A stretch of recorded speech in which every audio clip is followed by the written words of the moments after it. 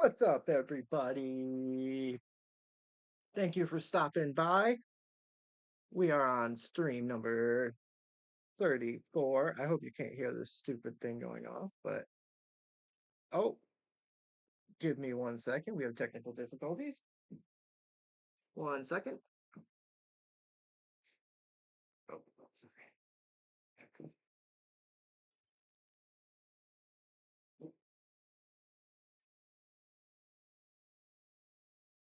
I'm sorry, buddy. I completely forgot that you had another one coming.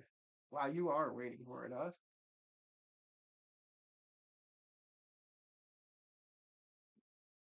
Damn, dude, she's fucking hungry.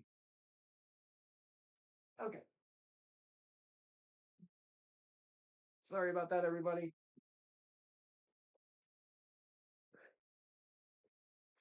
Wow, that was horrible timing. Okay. Jesus, I'm an idiot. I literally had everything like ready to go, but I was feeding my snake at the same time.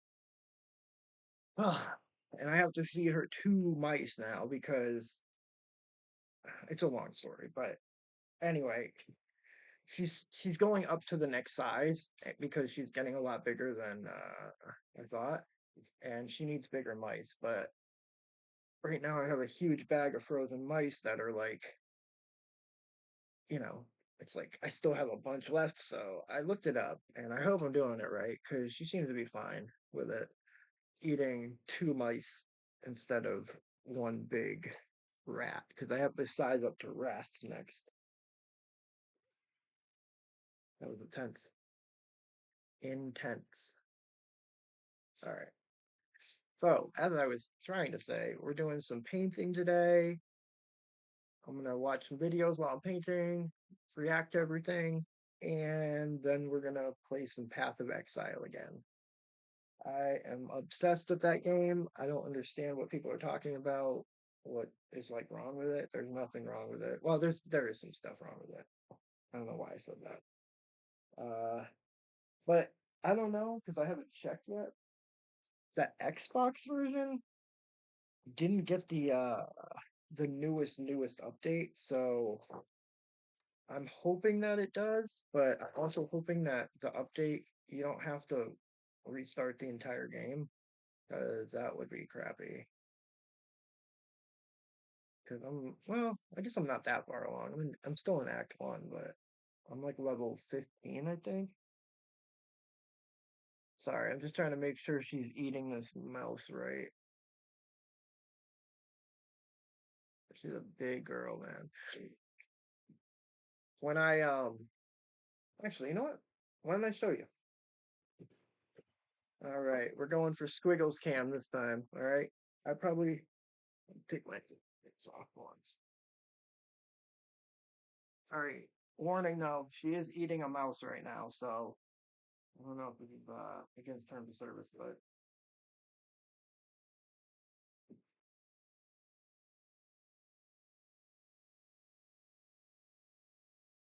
it's amazing how snakes like eat and like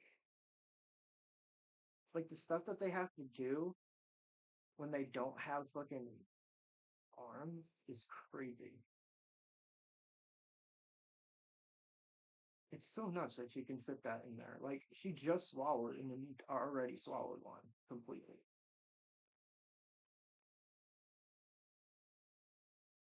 She's huge too. Like that's not even like a quarter of her. Well, maybe that's a quarter of her. Yeah. Oh wait, oh no, no, focus. That's fine.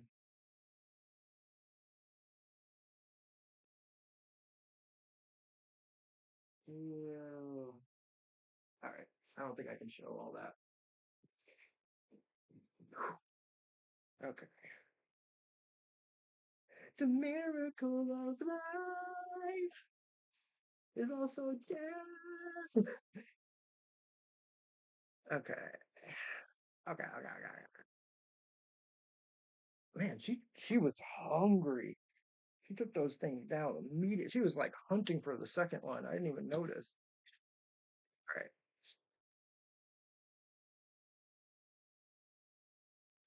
let's go with let's roulette it again. All right, what does Linus have to say? Oh, sorry. Wow, good thing I checked the audio. Let's try that again. The sub $300 price point, or gave us intense. I can't believe it.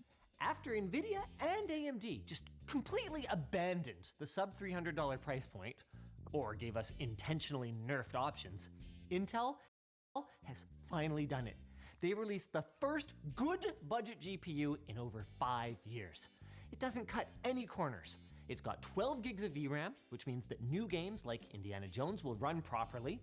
It's relatively efficient, and best of all, it's got raw performance that beats the RTX 4060 handily at both 1080p and 1440p. If I had scripted Intel's press conference for this thing, it probably would have gone something like this.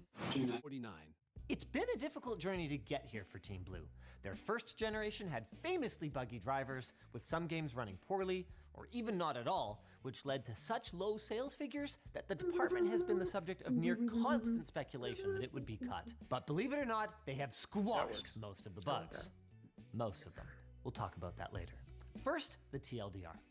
Last time, we asked viewers to consider buying Intel Arc because we were desperate for them to emerge as a disruptor in the GPU duopoly. This time, we're asking you to consider Intel Arc because it's freaking awesome to the point where I would say that it is the... What's up, man? What's up, random Anwar? Thank you for stopping by again, dude. Freaking love it. It makes my day when I see like I don't even really care about like new people, but it makes my day when I see you, big guy in the chat, who I haven't seen in a while actually. I haven't seen him in the past couple of streams, so I hope he's okay. He was like really sick for a couple days. But shout out to Random Anwar. You guys are awesome. Freaking coming in every stream almost.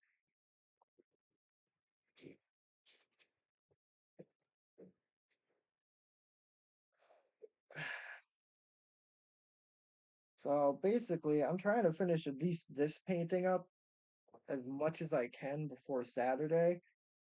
Saturday's the art show, so I'm really trying to get this stuff buttoned up. There's a couple paintings that I really want to finish completely though, and I don't think I'll be able to, I don't think I have time to. I mean, maybe I do if I really bust my ass on them.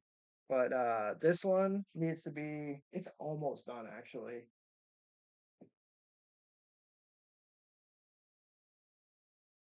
Kind of feel like I should work on that instead because it's so close to being done. Um, hmm. Oh, the chat's not working on the screen. Why do I have such a problem with this? Let's try to refresh it.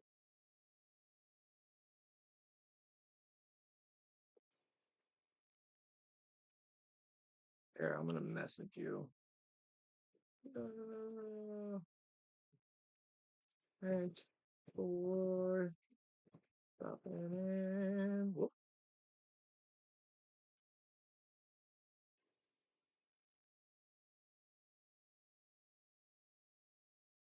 Why can't I see anybody else's messages on there? What is happening?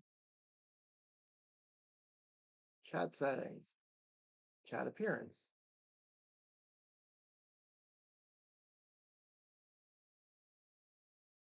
Hi there.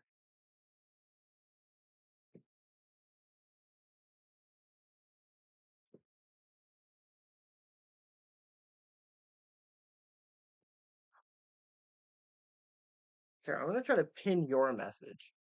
See what happens. Here.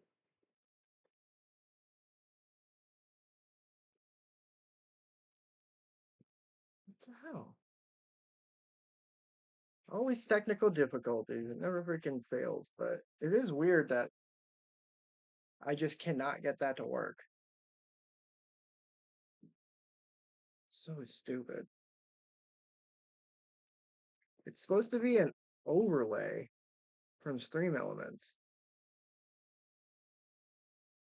All right, I'm gonna play the video in the background and try to fix that real quick. The only choice for gamers who want to spend $450 to $700 on a tower, or for those folks who have waited so patiently for an upgrade to their faithful GTX 1660 or 10 series. It's time to bag up that old GPU. Wait, don't throw me out yet. Let me out. Oh no. Sell to our sponsor, Jawa, instead. Why let your old hardware collect dust when it can collect cash? Check out Jawa below and get an extra $10 on top of your base offer until the end of this year. Let's start at 1080p, where AMD and Nvidia are more than happy to gouge you for the luxury of being able to play. Right, let's try and do First up, Night City. In Cyberpunk, the B580 makes an impressive debut, running neck and neck with the 4060 Ti 16 gig, a card that retails for $450. You heard me, this one is 80% more expensive. And check out the B580's direct competition, the $300 4060 and the $250 RX 7600. They're behind by nearly 15%. And Intel's lead increases in Red Dead Redemption 2, where their improvements to Vulkan support have lifted the fortunes of even their last generation cards and brought the B580 in line with the 7700 XT, a $400 GPU. This kind of utter dominance, though, isn't across the board. In The Last of Us Part 1, the B580 falls back in line, but then even this poor result has them beating Nvidia and AMD's current generation price competitors. In F123, AMD takes the lead, but they've historically performed really well on the track, and in the old but gold Shadow of the Tomb Raider, the B580 barely inches past the RTX 4060 in average FPS and loses in 1% lows, which we classify as a loss. In Returnal, the B580 is neck and neck with the 4060 Ti and the 6700 XT, only taking a clear L from the 7700 XT, which, again, I remind you, is a $400 card. And then finally in Atomic Heart, the B580's sales lose some of their glorious wind, but hey, the most expensive card on the charts was bound to win at least one game, wasn't it? Looking at the overall picture, Intel, you've outdone yourself. You've pulled off a commanding generational uplift of 55% and beaten your old flagship even by more than 20%.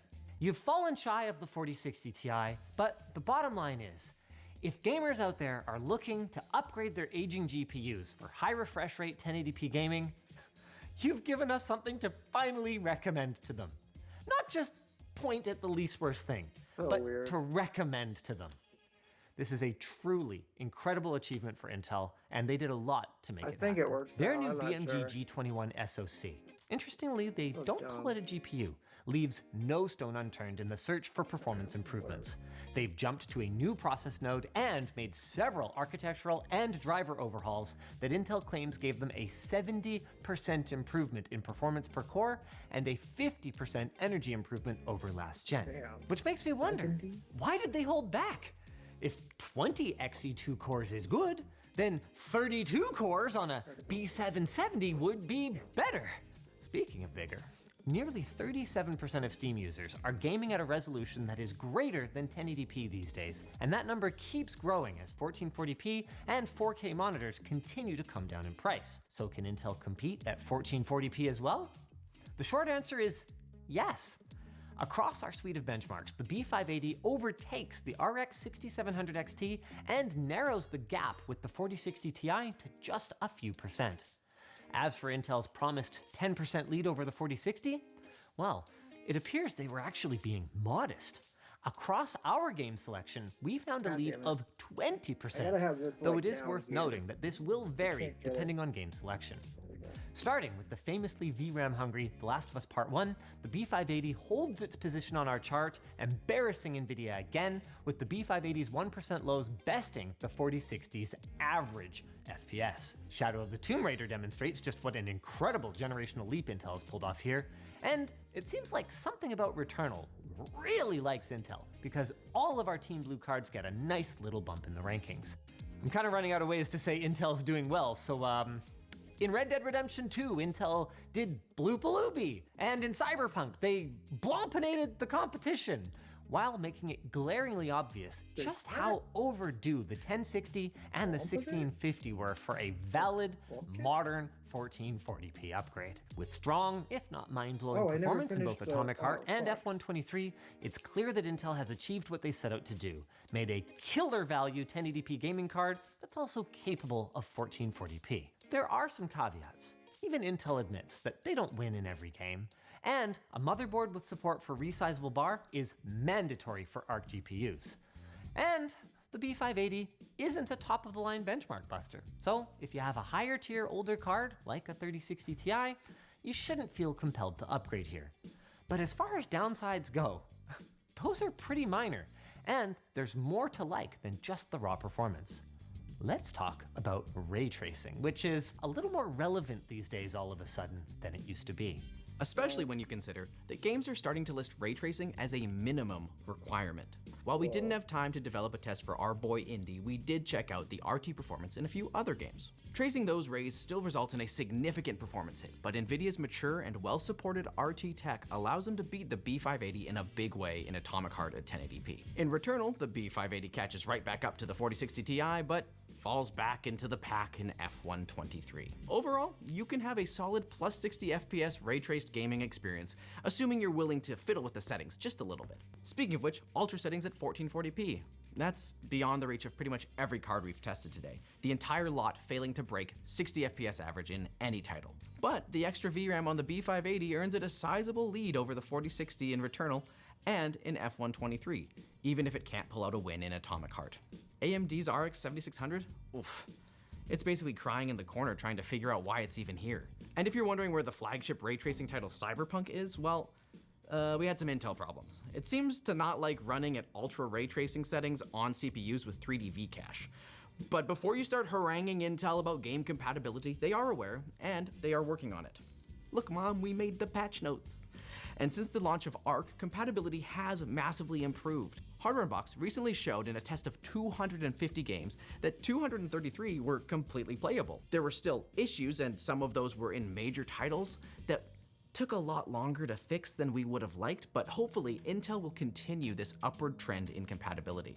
Now, knowing the price and the 1440p performance numbers, you wouldn't expect this to be a 4K gaming card, and you'd be right, it's not a 4K card. Even in low settings in Cyberpunk, we don't see great frame rates. At least, not natively.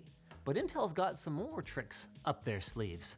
Desperate to not completely miss the boat on the AI boom, Intel has packed some juicy AI into the B580 in order to up its performance. Oh, I guess if I'm going to talk about AI, I might as well dress the part with my tech bro vest from LTTstore.com. Intel's AI-powered render enhancement sauce comes in the form of XeSS2. XeSS2 has three main parts: an AI upscaler that renders the game at a lower resolution, then uses AI to upscale to your display resolution; XeSS frame generation, which creates extra frames by interpolating visual and in-game vector data, and then taking the two frames and making a middle point to enhance animation smoothness; and a latency reduction component that helps to cancel out some of the extra latency from the aforementioned frame generation.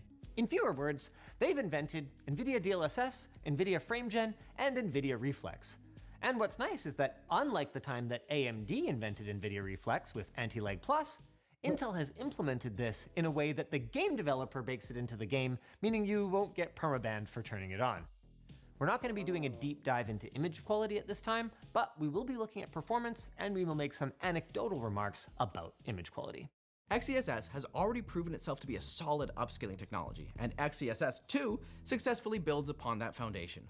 When turning on supersampling to its highest quality level in Cyberpunk 2077 at 1440p, Intel wins in FPS thanks to the raw performance advantage that they already had, but their super resolution solution doesn't scale as well. NVIDIA sees a performance uplift of 42 and 32% in the lows and averages respectively, while Intel only gets around a 20% boost. We see the same trend at 4K. The B580 doesn't gain as much performance from XeSS as NVIDIA does from DLSS, but wins by just being a more powerful card. The 4060 though, doesn't even hit 30 FPS here. But the story changes a bit in F124, the only title currently available for us to test XeSS 2's frame gen. And this is where things get wacky. In this game, the upscalers are better matched, but in frame gen, it's a blowout. Intel is introducing way more generated frames, with performance skyrocketing to 70% over the upscale result and double over native rendering. And it is almost indistinguishable from native rendering unless you really know what to look for. And if you ignore those tire artifacts that arise from the upscaling, not the frame gen, it's weird. It has double the FPS with barely a drop in quality. Heck, you can even get over 100 FPS at 4K with XeSS turned on. Granted, Intel probably worked pretty closely with the devs to make sure that this launch title would leave a good impression, but a good impression is a good impression. While Intel pitched this as a gaming card first and foremost, they did include some other value adds, like their enhanced media engine that now supports more codecs than NVIDIA or AMD. In modern AV1 encoding, we can see a clear generational uplift, but Intel can't quite match the speed of NVIDIA's NVENC encoder.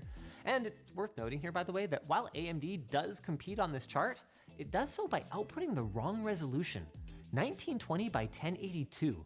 And yes, that is a hardware level problem. Yikes. In the more ubiquitous H.264, the B580 snatches the crown, although margins are pretty small across the board here. Now, thanks to their optics rendering, Blender sees some good old-fashioned NVIDIA domination, at least on the cards that have RT cores. And interestingly, the B580 performs significantly worse than Intel's last-gen cards. Intel told us this is expected, but didn't really go into why.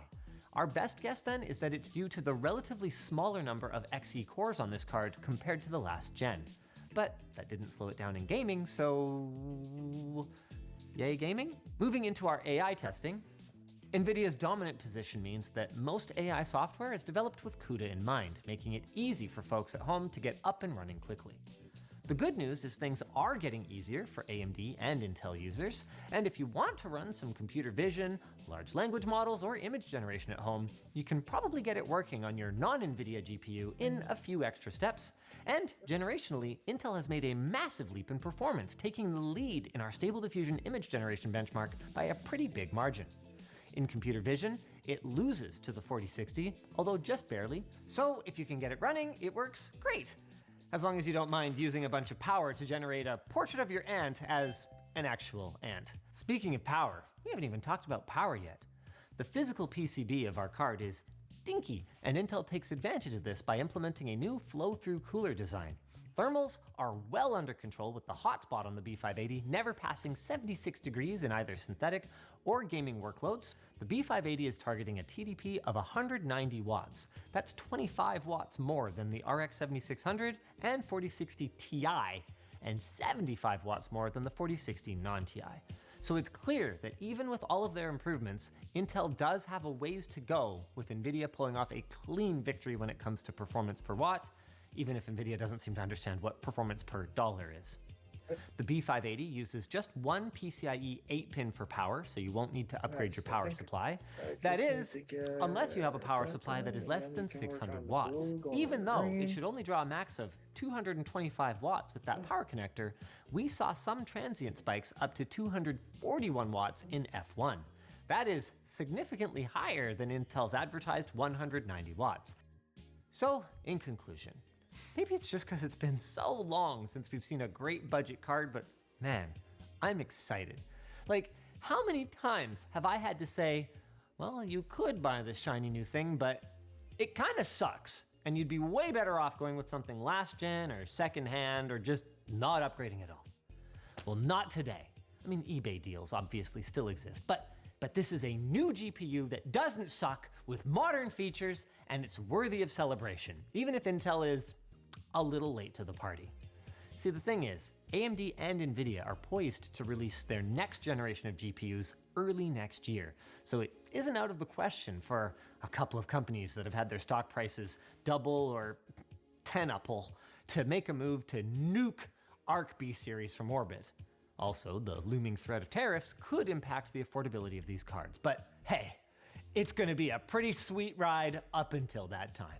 It's a great GPU that will give you great performance without destroying your wallet. Hold on, scrap that bulky wallet anyway, because our sponsor Ridge is having a holiday sale. You can get up to 40% off. Lots of people here already use Ridge, and I'm gonna buy some for people who don't. But Linus is paying for it. While Linus is filming on set, I've been hiding under here. Just as expected, his old and bulky wallet fell out. Just like that, and quickly shop at Ridge.com and recycle Linus's old wallet. Oh, why thank you. This is for me? Thank you. Now you know how to be popular. Check out Ridge's holiday sale. We'll have the link in the video description. If you guys enjoyed this video, go check out our review of the original Arc. The benchmarks and graphs aren't really relevant, other than to give you the context for how far we have come. This is truly a wonderful achievement for Intel and for the world. And Canada. 249.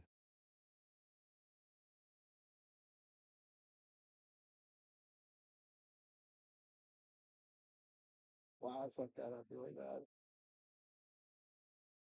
Fucked that up too. God damn. Yeah, I'm just gonna have to go back and fix that. We got a roulette again. That would be kind of a cool thing. I wonder if I could set up a little thing where for the videos that we're watching, that you guys get to press the button, like the roulette button, you know? It's weird I can scroll on that, but I can't scroll on the main page. Okay. Ooh, all right. Just Dude, when I thought I was out, Tom this Dark. fruity light skin pulled me back in. Oh, that's bottom G. That's not top G.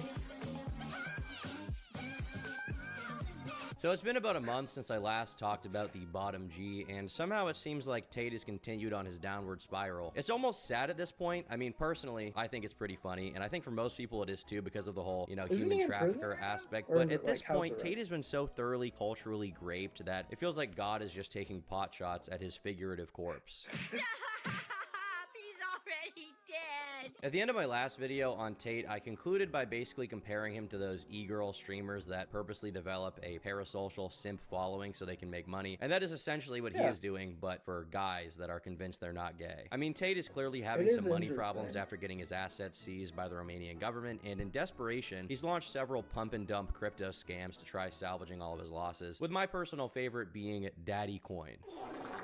Now, since then, Tate has continued to launch more shit coins, but he's also created a super special Discord clone type server for all of the real top G glazers, so they can all interact with Daddy on Discord. Once again, I can't think of a more masculine and alpha male thing than joining a Discord server to talk to Andrew Tate. Seems based. Truly, this has demonstrated how much Tate loves all of his kittens. Now, this actual server is called The Real World, with the tagline "Ready to Escape Slavery," which is kind of ironic. I mean, maybe it's obvious, but I'll spell it out. It's ironic because Tate is charged with human trafficking and running a human trafficking ring, and he's telling young guys they can escape slavery. Is the irony lost on literally all of these people? So I messaged her. She's like, I'm only 16. I was like, give a f.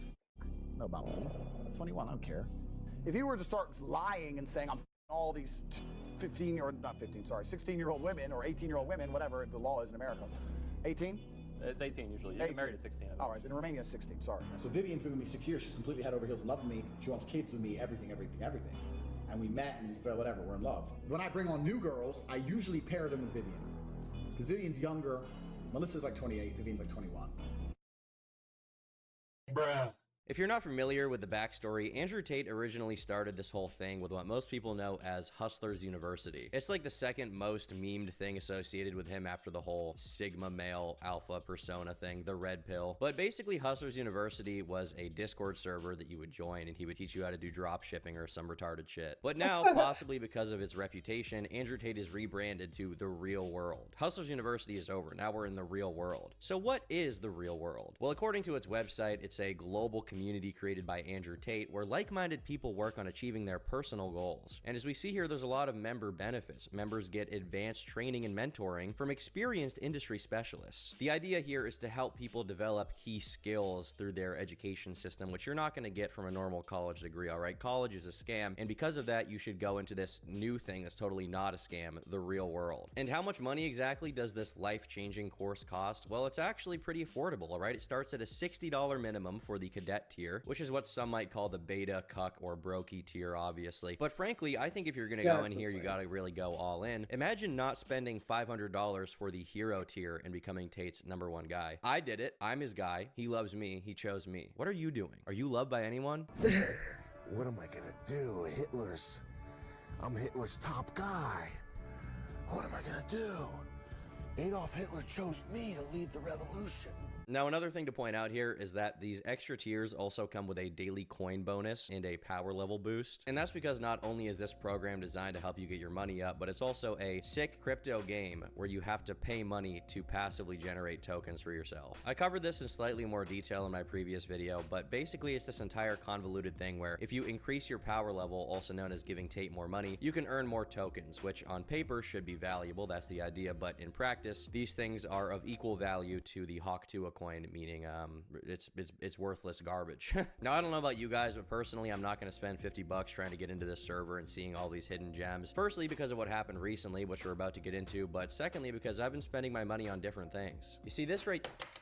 You see this right here is the Lego Batman, the animated series Batmobile from the 90s cartoon. Here you can see we've got Mr. Freeze there, all right? Here you can see we've got Harley Quinn right there chilling out, all right? The Batmobile even opens. Here we've got Batman chilling in there, all right? It's been a while since I've gotten a Lego Batman set, but they're actually doing these rubbery capes now. Personally, I think it's a good change, and on top of that, I just think that this is a great bang for your buck, and frankly, it's going to teach you a lot more about the world than Hustlers University, than the real world ever could. I mean, just look at this thing. You're telling me you're not going to buy this? You're telling me this isn't getting you going? Frankly, this is what you should be spending your money on. I'm just saying. Now, thankfully for us, a valiant soldier and member of the YouTube community named No Text to Speech has already infiltrated this Discord server a few weeks ago, and he compiled a lot of the funny things he found. And keep in mind, this isn't an actual Discord server on Discord. It's a homemade site where he just copied the Discord layout and made it out of spaghetti code. But the first thing that happens to you when you log in is you get immediately bombarded by 40 separate notifications telling you to do your daily list and react to other members, and, oh, make sure you do your checklist to increase your power level. It's like Tate modeled his supposed course of gaining wealth based on like fucking Clash of Clans or any other mobile game that tries constantly to activate your neurons and keep your dopamine flowing by getting you to use microtransactions. And if you check the rules section, you'll also find that rule 3 is do not talk about OnlyFans, whatever you do. We have normal Discord channel stuff. We have a Start Here channel. We have community guidelines. Oh, let's read these rules. Respectful on-topic conversations. Do not mention OnlyFans.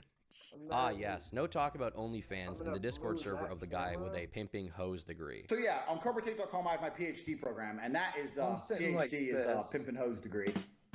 Now, there's also a large emphasis on not posting your actual contact information because there's been a large case of abuse using that, and you'll see later why that is. Now, looking at Andrew Tate's profile here, it shows him as the Diamond King, or as I call him, God Emperor Zaddy. And looking at his diamond rank also shows this entire infograph of every single chess piece and how plebs in the server can obtain this rank. It turns out the more you log in each day, the more you progress to a higher up rank in the chess system until presumably you reach the level right below Tate, but you can never reach his real level because, let's be honest, there's only one of him, okay? He's one of a kind guy. Just another example of typical mobile game, or really just any game now, that's basically packed with annoying microtransactions to make you log in every day and tempt you to spending more money on gems, tokens, you know, whatever it is, whatever virtual currency they're pushing. This is the same exact thing, right? But you're escaping slavery by being in the real world for sure. But in this case, of course, instead of getting any like gaming experience out of it, there's actually no fun to be had. The only fun, if you want to call it that, is you get to strengthen your parasocial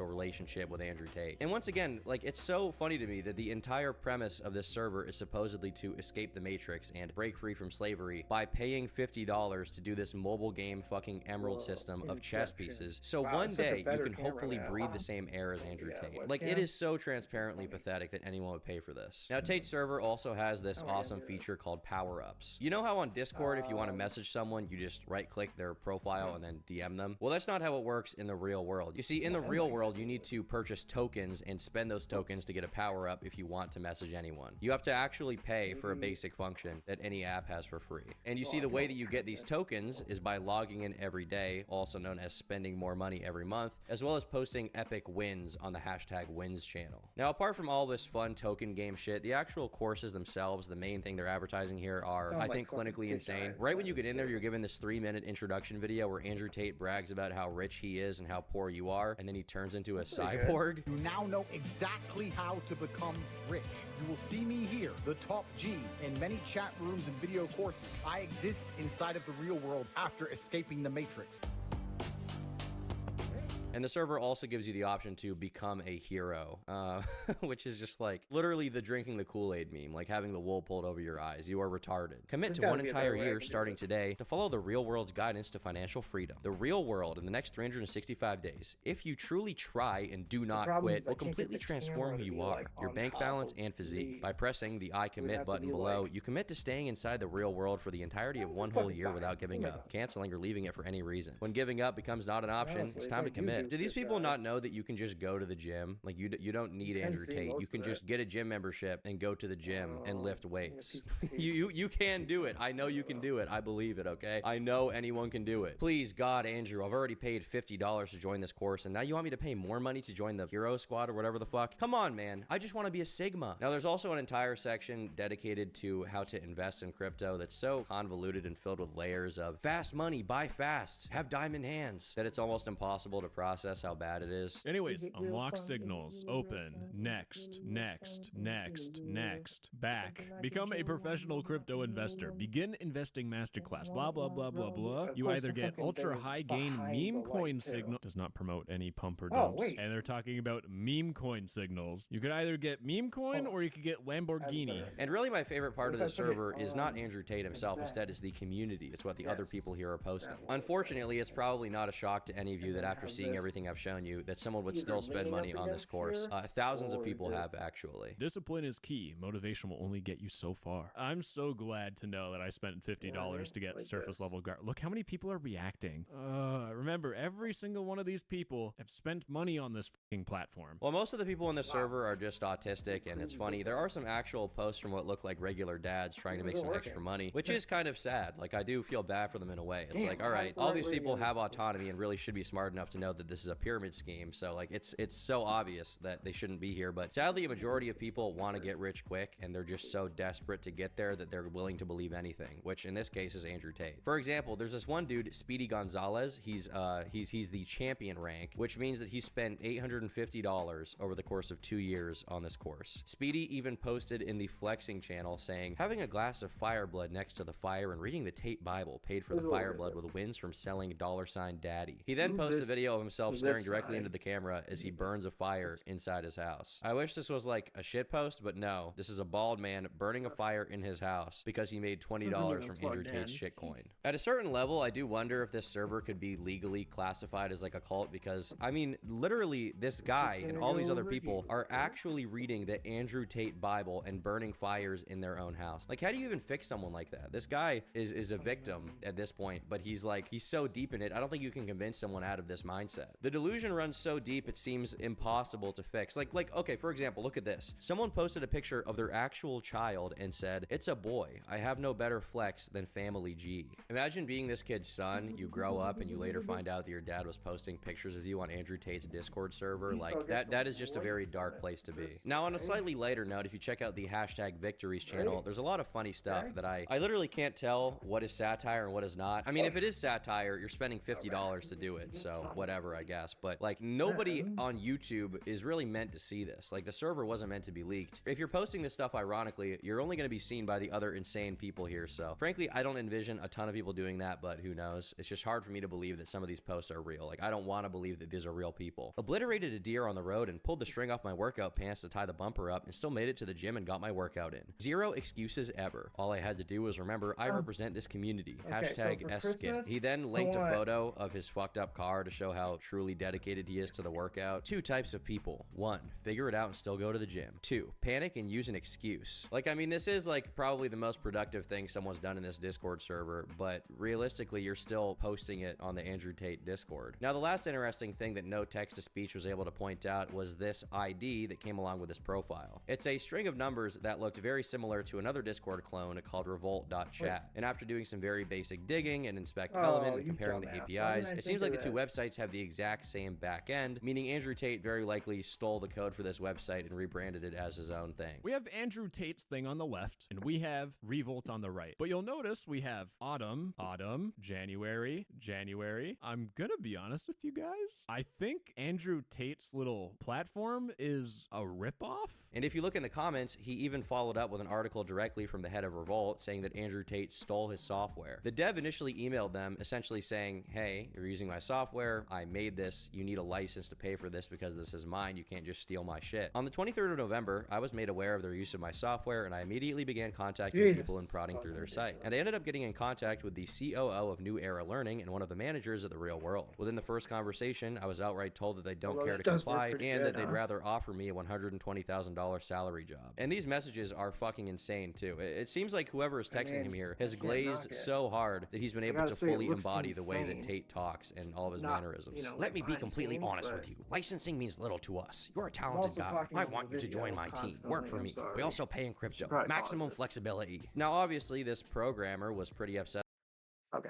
I apologize for talking over that video. I was talking over that video the entire freaking time.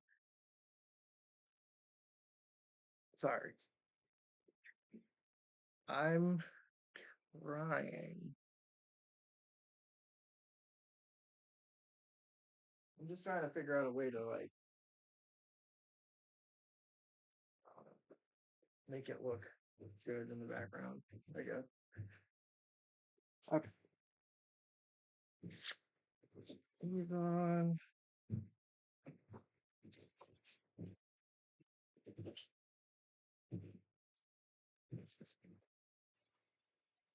Okay. All right. Anybody watching? Let's see. One viewer.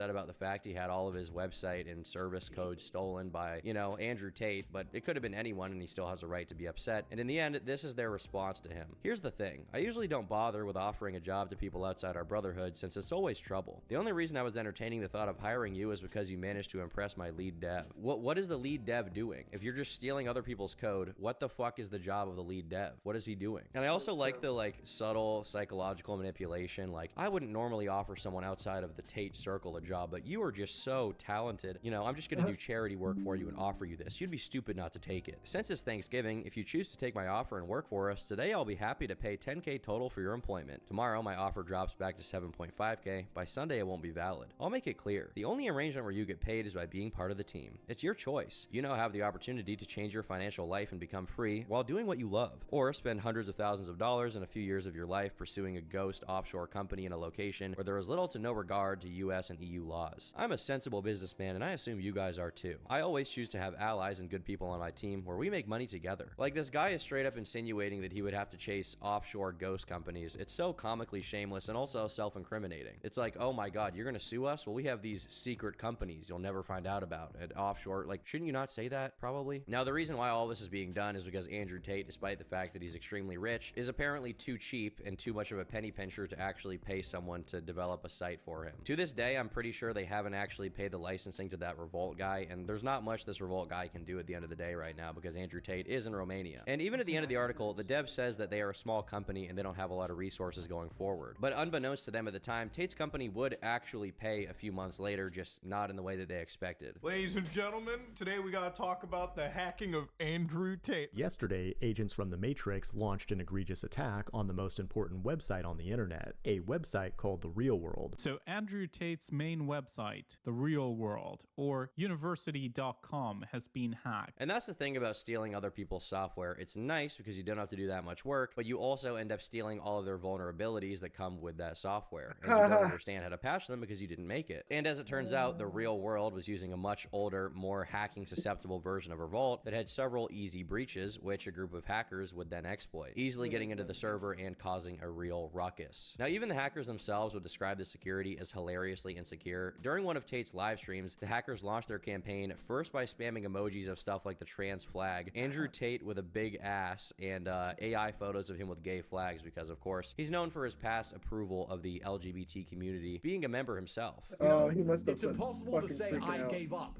without saying I gay. Now, because these hackers really wanted to mess with Tate, they also found a very creative way to make the emojis spell out sentences. Sentences like, Andrew Tate is a cute gay gooner, and fun stuff like that. Now, even during the height of this hack, when it was all really going down, you could actually refresh the emoji picker and see 10 new emojis being picked out any second. Now, this obviously caused a massive freak out from all the top Gs that were trying to escape the Matrix, because it looked like the Matrix was finally attacking them. And by the Matrix, I mean a few gay hackers with too much time on their hands and a lot of lube. Like, Andrew Tate literally got brutally owned by people wearing programmer socks.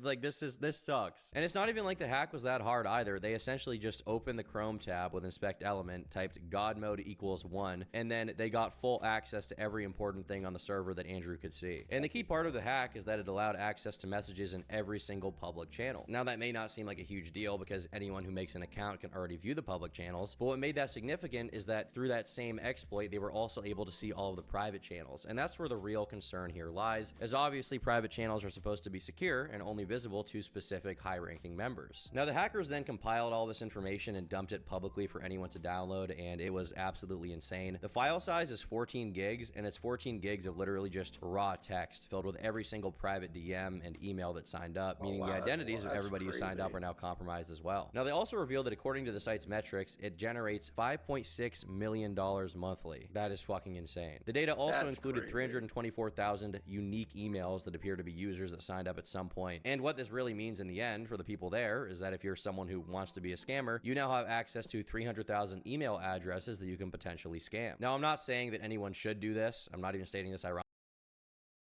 do not scam anyone, but one thing that somebody who's a scammer who has access to these fake emails will do is send them fake emails supposedly from Tate, sending them a link to some kind of website, and then the people would check their email and think, oh, I got a new update from Tate from the real world, I want to click on this, and they then click on, let's say, a phishing link that grabs their IP address or something like that. Maybe it makes them download a file onto their computer. Obviously, it's not a good situation to be in for these guys. But Tate, unironically, because he's too lazy to pay for website code or too broke, exposed them to the Matrix. Now, another huge thing that was revealed here is in relation to Andrew Tate's war room. Basically, if you wanted to meet up with Andrew Tate, you have to spend $8,000 to join the Real Cool Kids Club and become a part of his war room. Now, you'll notice here everyone's faces are blurred, and that's because being in the club is an anonymous thing, right? Which I mean, you know, is fair for obvious reasons of identity protection, but also I wouldn't want. Or he's repeating something somebody else said. But I don't know. If you want to watch that video, I'll try to put it in the description. I'm really bad at that. It's bad enough.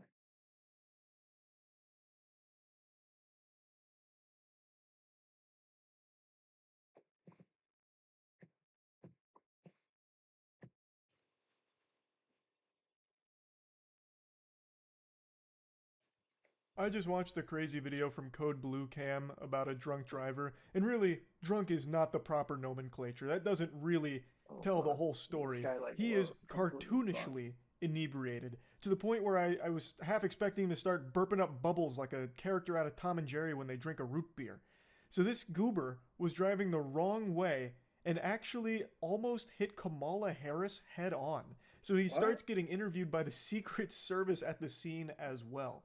But as her motorcade made its way to the airport along I-94, a vehicle driving in the wrong direction approached, narrowly missing the convoy by just feet. After passing 29 vehicles involved in the escort, a Milwaukee County Sheriff's deputy at the rear of the motorcade quickly stopped the vehicle, identifying the driver as 55-year-old Wayne Wacker. Could there be a better name? Wayne Wacker sounds like a superhero who jerks off villains at dangerously high velocities till they give up. Wayne Wacker. It's like a name I How is would that a make up real for a name? Dark Souls character. Yeah. An open Miller Lite beer can was clearly visible in the center console. They should have slapped an additional charge on this DUI for his beer of choice being a Miller Lite. I've been saying it for like 8 years now. Miller Lite is the actual worst piss water ever made. Full stop. I can't stand that. If you serve me Miller Lite, I'm leaving. Like, that's a sure. Like, you would get me out of an establishment faster by handing me a Miller Lite than you would by telling me it was on fire. You guys ID and everything? I didn't get anything yet. You got your ID on you, sir? What? You got your ID on you? Yeah. Okay, I'm gonna need that. Is it in here? Your ID's in here? I don't think so. Where are you coming from tonight, my boss? You don't know? Clearly too little too much to drink, even with your Miller Lite here, huh? Doesn't matter. It sure does. This man is so lost, truly discombobulated, acting like Robin Williams when he popped out of Jumanji for the first time, wondering what year it is. He is in a trance. He is so drunk he doesn't know what's happening. When the officer picked up the Miller Lite and took it away from Wayne Wacker, I thought he was gonna jump at him like a Five Nights at Freddy's jump scare to get it back. Like, he looked upset that the Miller Lite was moving out of arm's reach.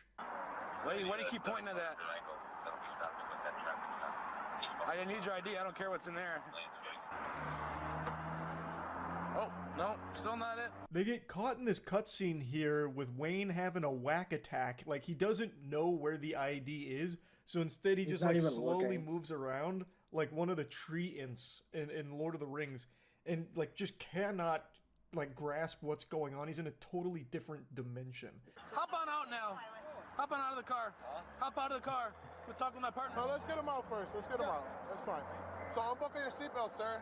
They eventually just decided to skip this cutscene because Wayne was making no progress locating that ID. We'd probably find Atlantis before Mr. Wacker would stumble across his ID. Down south. Down south? You know you could have killed somebody, right? Going the wrong way in traffic, man. A very busy highway here. You understand that? Yes. Okay. How much have you had to drink today? Couple beers. Couple beers? How long? Couple, huh? Nice. Piece of shit. Tonight? Okay. What's your name, man? Wayne. Wayne? Wayne what? Wacker. Wacker. It's a very serious situation. I've made this clear many times over the years. I have literally zero respect for drunk drivers. But even in a situation like this, hearing someone say that their name is Wayne Wacker, I don't know if I'd be able to stop myself from laughing. Like, I don't know how I wouldn't giggle at that name. U.S. Secret Service agents responded to the traffic stop to speak with Wayne. Where were you? Like, where were you headed from? Do you remember? Yeah. Where were you coming from?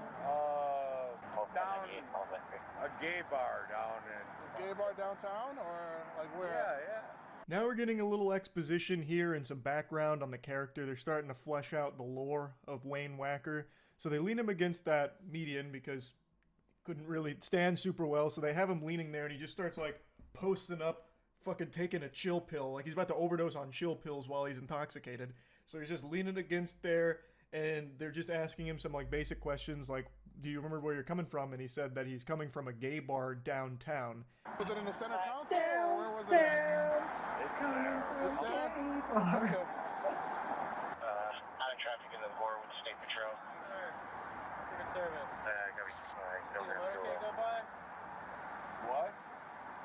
See a bunch of cars go by when they're going the wrong way? No. You didn't see that? What a fucking idiot. Wayne is gripping that like it's a roller coaster ride. He is holding on for dear life there. So the Secret Service comes over to get some answers to some questions to see if this guy was like trying to perform an assassination attempt here. Yeah. And Wayne, he doesn't even know what's going on. Going the wrong way, doesn't see any of the 29 cars that passed him. He doesn't know what is happening. He is so fucking drunk. In the way that he speaks, it sounds like he's got like peanut butter in his mouth. Like it sounds like he is actually talking in a dream. Like, you know, like when you're in a dream and everything feels like really slow and like odd, like especially Dealing throwing a with punch. people who are Like that is that how he is the most talking. annoying Home?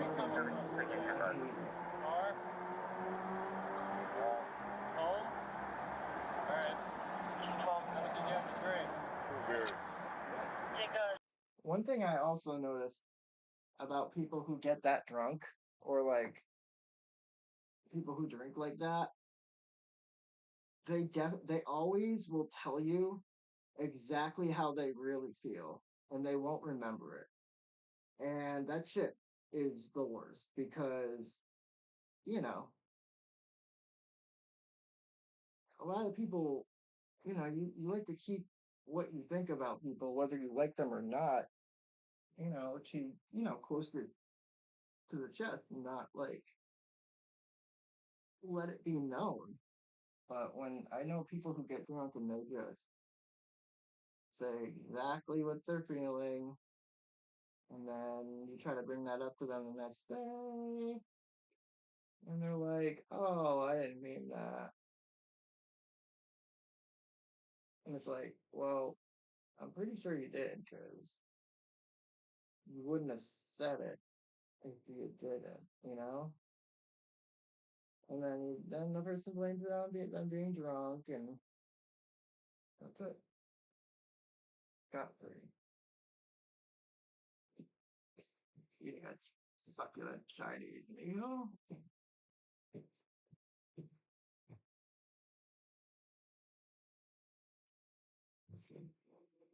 Suspicious, 979-1260. Any idea that Kamala Harris is in town? Well, I guess I did. Is that the reason you're going the wrong way on the highway? No. Why are we going the wrong way on the highway? Because you're drunk? What? Drunk.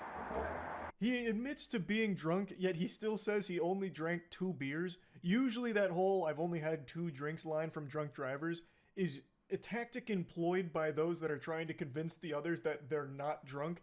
Wayne is just like, "I'm drunk. Drunk." Speaking like a caveman with like one word. Drunk. I don't even really see the point of why he's lying about how much alcohol he's consumed. Or maybe he's just a super lightweight somehow and he really did only have 2 beers and he ended up that fucking hammered. Though I find that pretty unlikely. Do you remember what entrance you came up on? What? Do you know what entrance ramp you came up on? You don't remember any of that? There's no idea other than his UPS employee. What? Passport? I didn't know. Do you have a passport? No?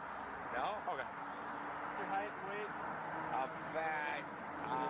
Now the officers can't contain their laughter anymore. He is so fucking inebriated that when asked questions like what's your height and weight, all he can say is fat.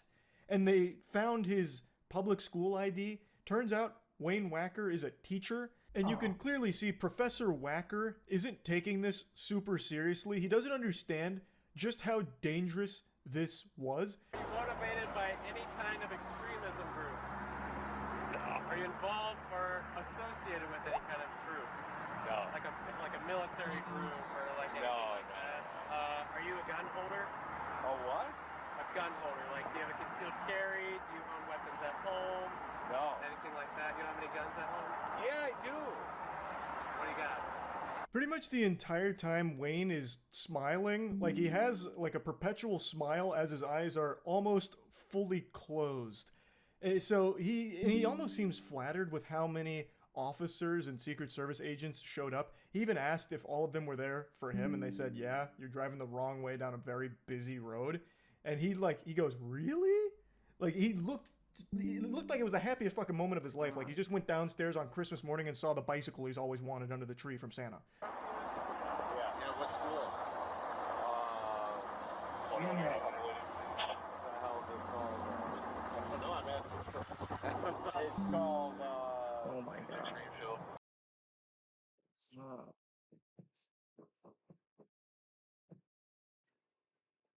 Right.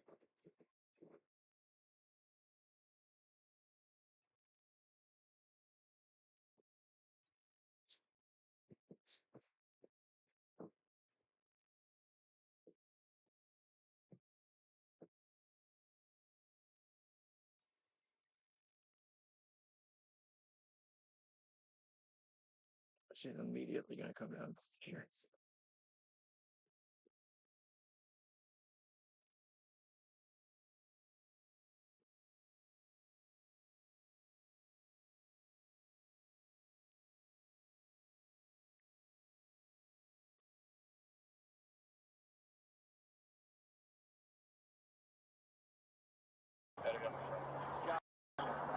Where's it located, Wayne? No, it's called, No, wait. Art means you teach, or what do you do? Yeah, I'm 100% sure that Wayne was going to try and make up a school name so that way he didn't risk his job with all of this, because I think he was able to process that, oh, cops, drunk, this might not be a good look for the school, and now they know I'm a teacher, I'll try and throw him off the trail with a made-up name. But he was too fucked up, he couldn't think of any other name. But I really thought, like, when they asked him, you know, where is it? I thought he was going to reach into his pocket and give him one of these or something. Or hit him with, like, a really stupid name for a school. Like Education Academy or something. But he just wasn't able to put it all together, so instead he just keeps, like, stalling. Like, he just keeps throwing in, like, filler words. Or maybe he truly is so drunk he just can't even remember where he teaches every day. Also possible, I suppose. What's the deal? All right, remember what I told you, Wayne? We're gonna do some field sobriety tests to make sure that you're okay to drive, okay? So my Well, I'm not driving. Well, you were. Why would they even do a test on him? Just your eyes, okay? Oh, just like. Remember what I was saying? Am I doing it right? Nope. So remember what I was saying? Just keep your head straight, okay, and just follow it with just your eyes. Oh, just my eyes. Just your eyes, okay? So you're still in your head. All right, you're right. For so many decades, people have criticized Superman Clark Kent the disguise being really lackluster because Clark Kent is just Superman with a pair of glasses on and nothing else. How would people not connect the dots that Clark Kent is Superman? Like, the glasses wouldn't be enough for the disguise. But I totally get it now. When Wayne Wacker took off his glasses, he immediately polymorphed into Alex Jones. Like, he instantly just shapeshifted into Alex Jones. It was like a totally different looking guy.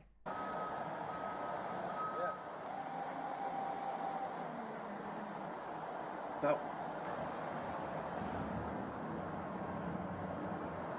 His fucking facial expressions remind me of Super Mario 64 when you start up the game and you can take the little hand and move his nose around and move his mouth around and everything and shake his head around.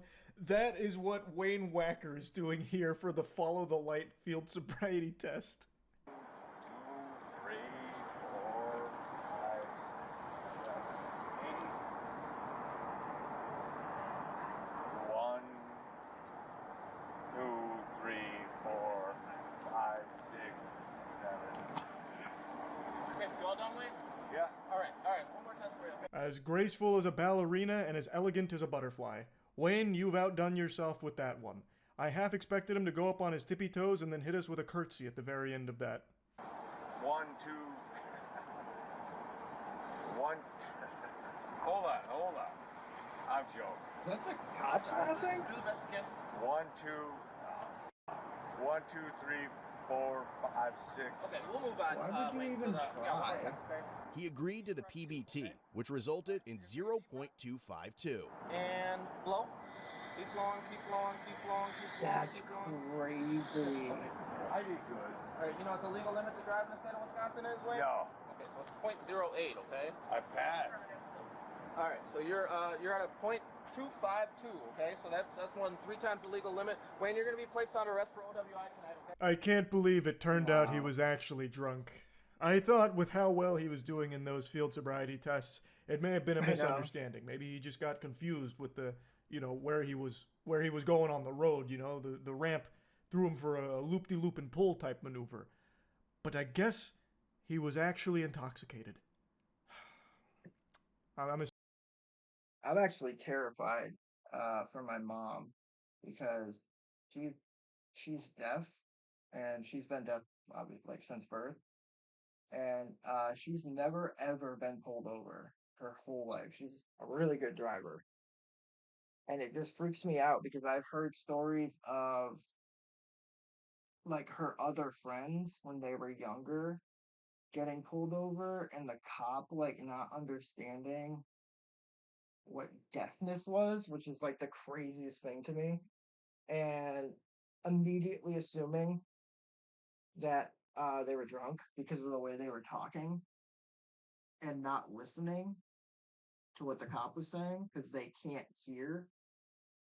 And this guy just kept saying, like, he was deaf, he can't hear, like, and the cop ended up like pulling him out of the car and like beating the shit out of him.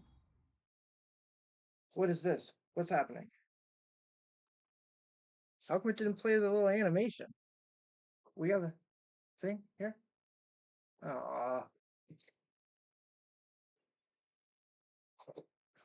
Thank you for following. Or maybe, oh, actually it didn't do anything.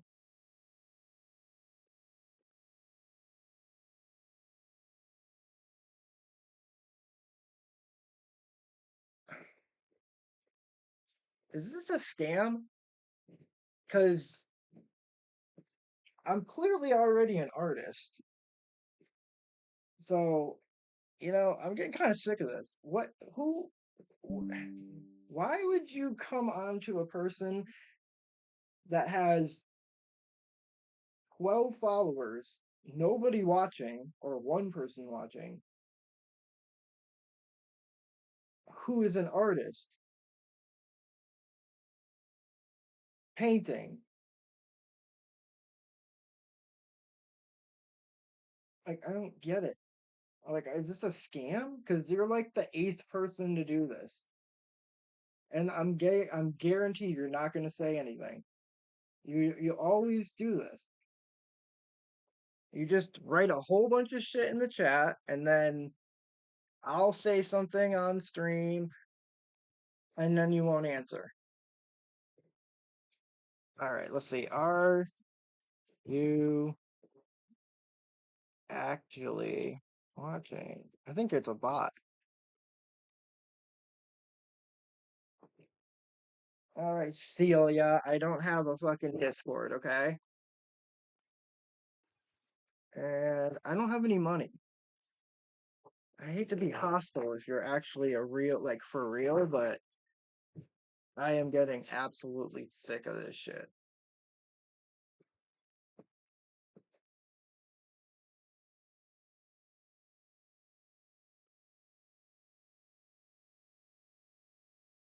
I don't have Discord. I have 12 followers. I'm broke. I'm an artist. I can paint my own stuff. Thank you for the offer, though, for the 19,000th time that somebody has said the same exact thing that you said, which is very strange to me.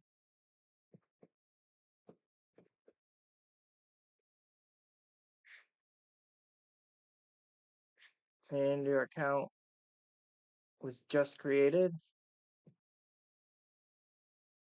I don't know, man. It's really hard to tell if people are actually like.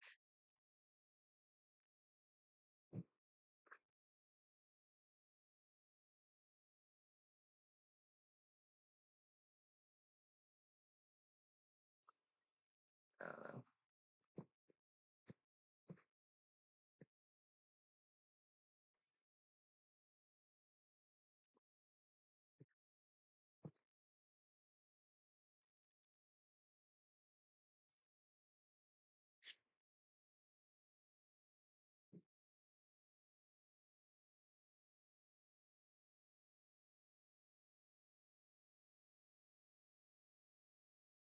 I just don't understand why everybody assumes that I'll have a Discord. I don't need a Discord.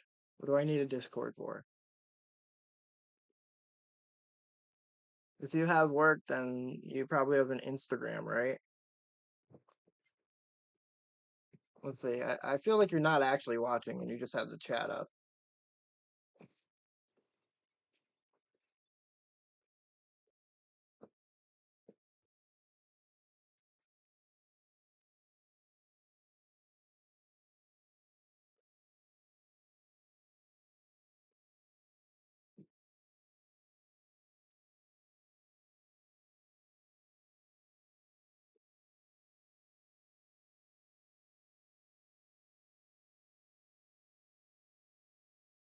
So fucking weird.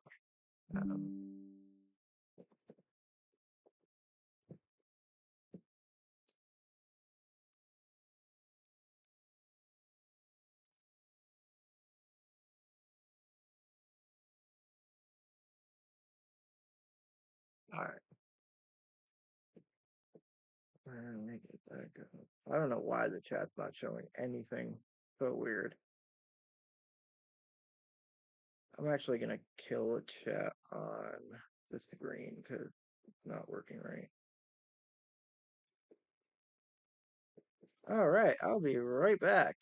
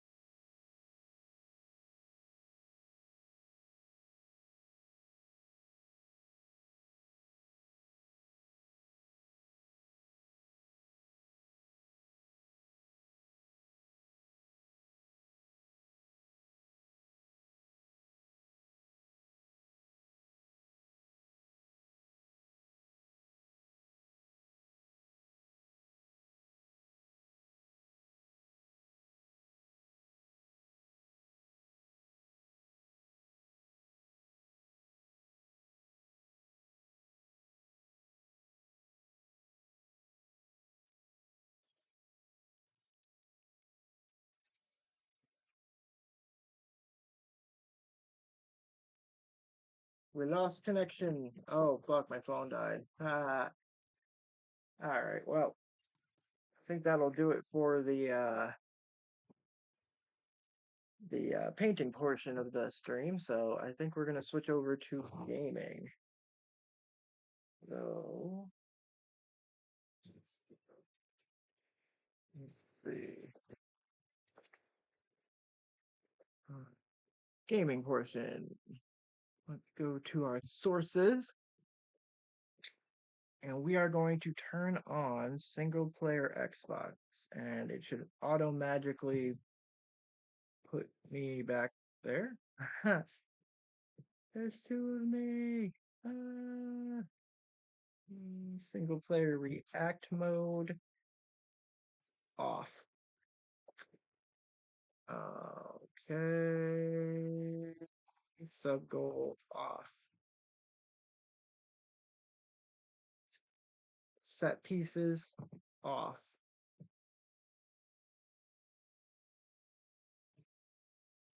Oh. Single player set pieces on. We are sponsored by Dubby Energy. Use code GOODBAD for 10% off. The link is in the description. All right, and then we need to turn Xbox on. Oh God, why did it do that? Hello, what? Why did it make it full screen? What is happening? What? Why are you full screen? Stop it. What?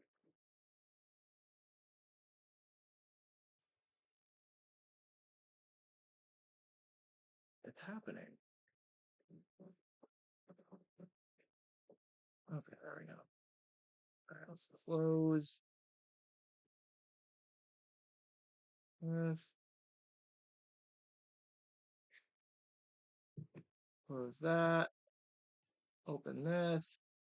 Stream that. Come on, baby.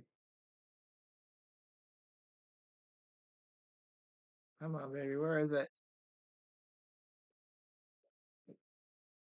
Uh-oh. Oh, there it is. Okay, cool. All right. Oh, that's good.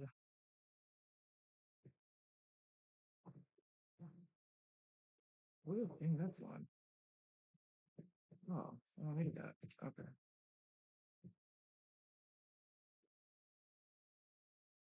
Okay. I think we're good.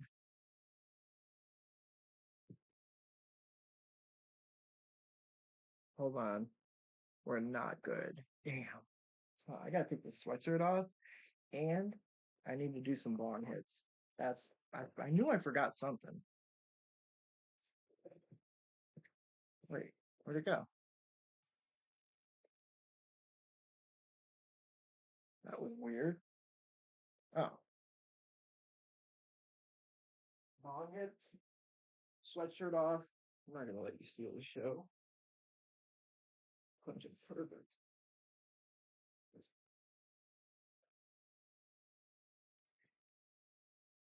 Phone in, get the dart, get the camera.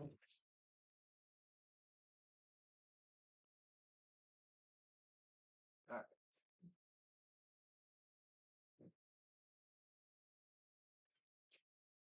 Are you going to fault me for eating a succulent Chinese meal? I mean, as long as it's not like directly on camera, it's fine, right? Ooh, that clogged my father suffered. Yeah.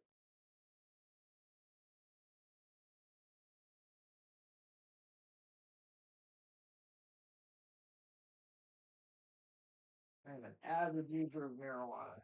So you do not like that. I'm sorry. But I've smoked fucking my entire life.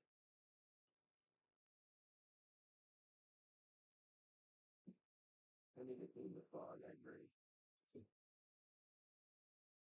Can you see me? I don't fucking can't see me.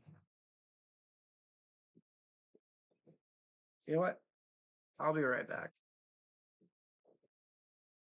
Where'd the chat go? God damn it.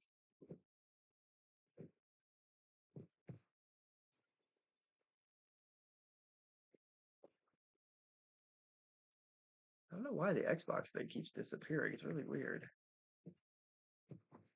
Oh, I got paint on the... Oh, that's what happened. I got paint on the trackpad.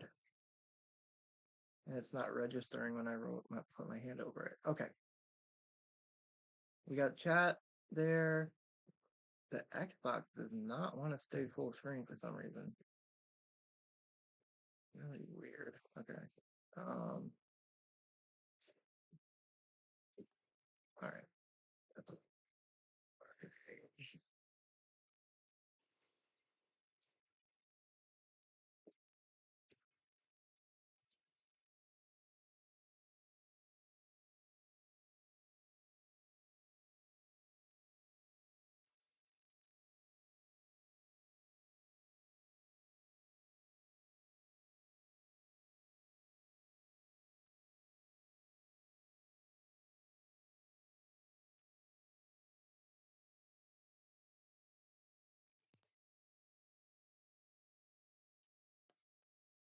Might as well leave the audio live though.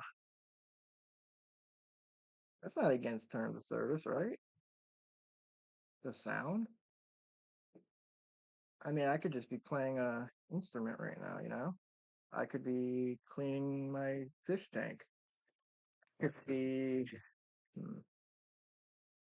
there are other things that bubble. It could be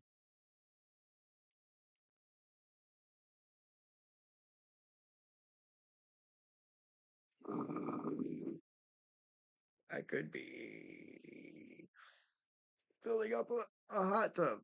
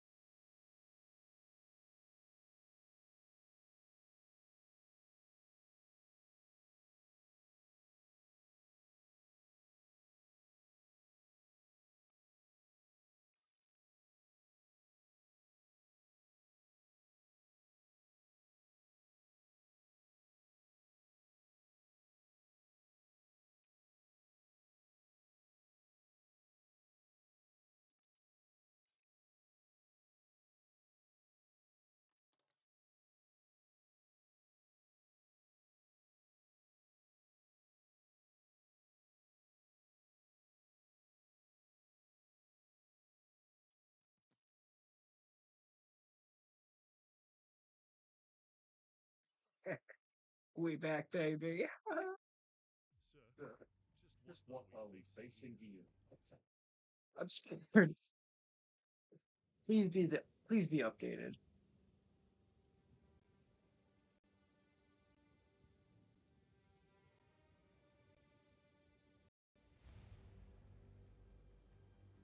Yes, it is. It's updated. Ah, sweet. Actually, it's updated again. Okay, so apparently they fixed like a whole bunch of shit. I'm so excited. Like, apparently you don't get trapped as easily. I just hope that it doesn't like, because the setup I got going here is kind of fucked up. Oh, I gotta change my settings.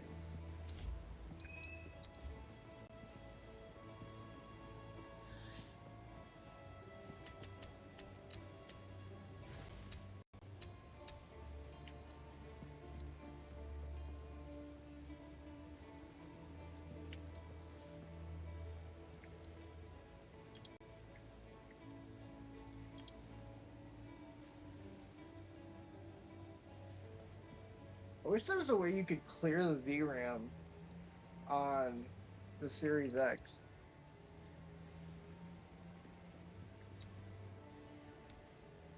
All right, so how can I advise you?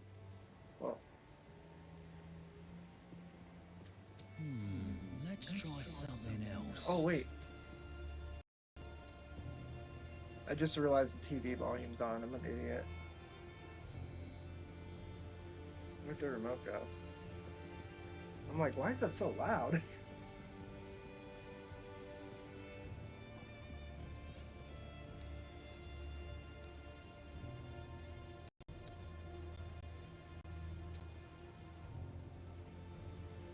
Huh. I'm gonna have to look at what they changed. Why look? Take a punt. You know you want to. Remember us when you're famous, eh? What have we got?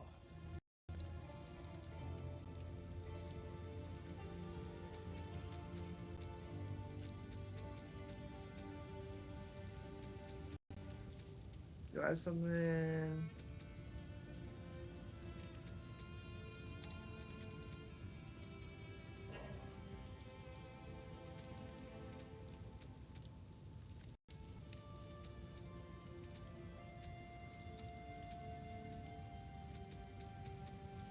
Flash grenade.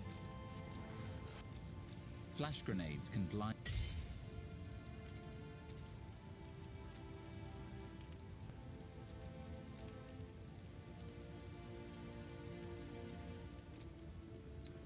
Oh, well. Yes.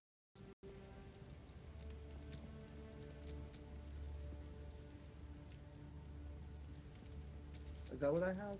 A mana drain one? That thing's no power siphon. It's so dope.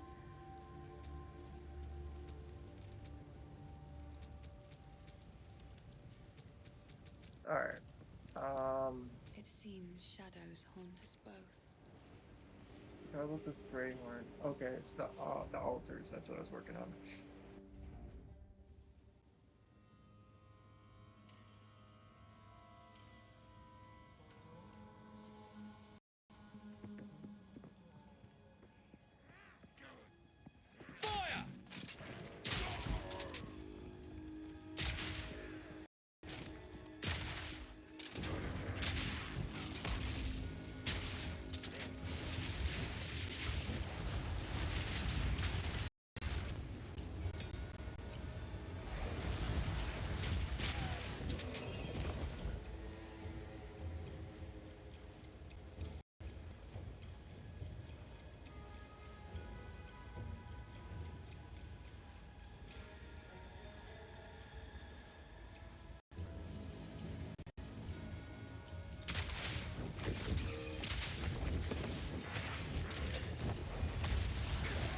Whoa.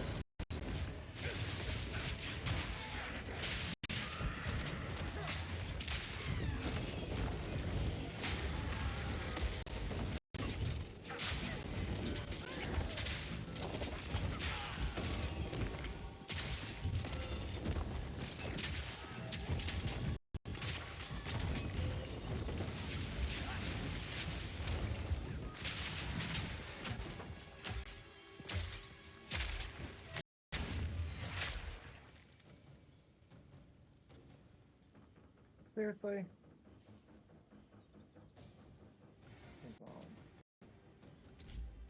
I literally went to go turn it on and now it's just frozen.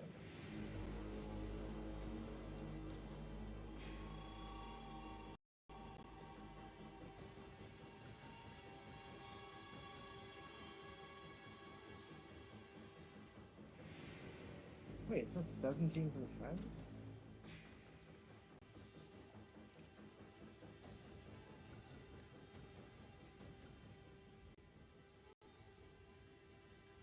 What is going on? My phone like is.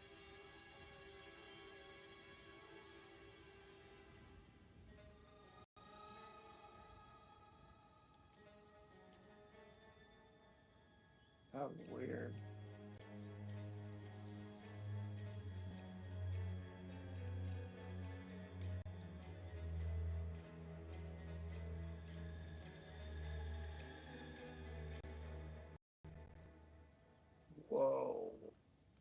That took forever to turn on. That was weird.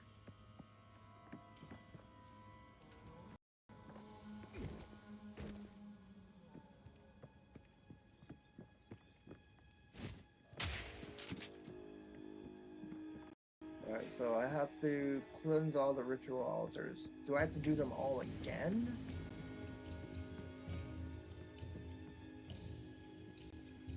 There we go.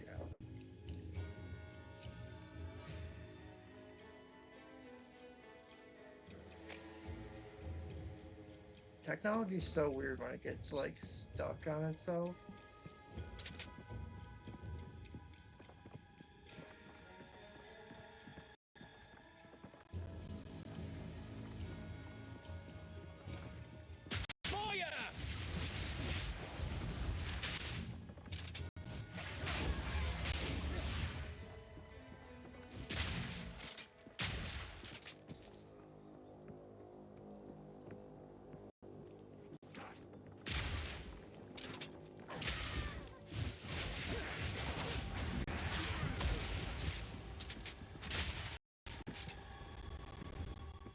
Man, the audio is just like tearing. Give me your soul.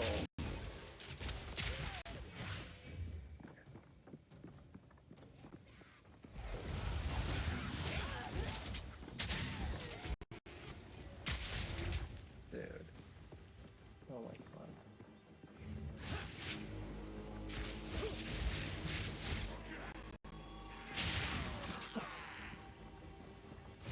This thing got so powerful.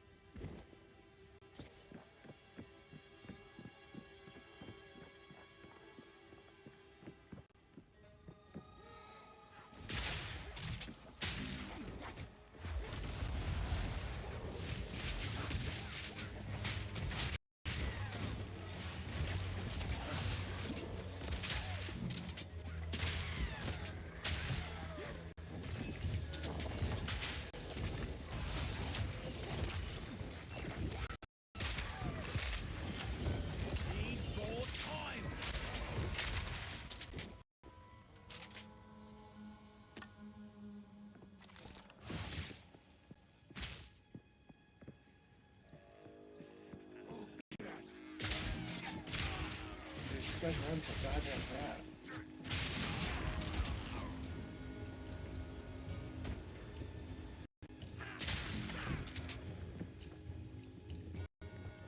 Where are all the ritual things?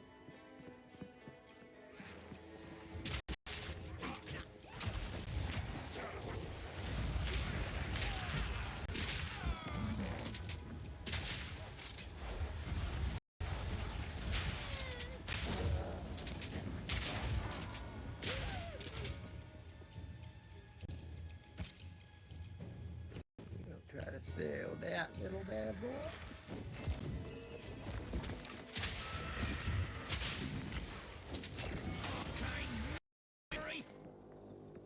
What?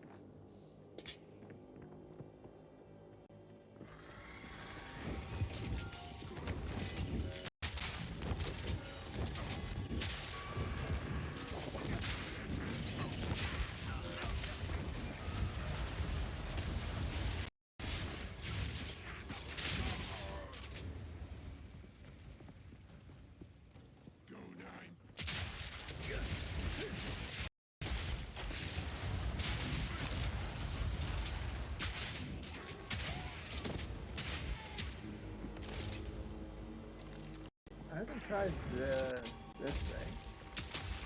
Oh wow. Dude.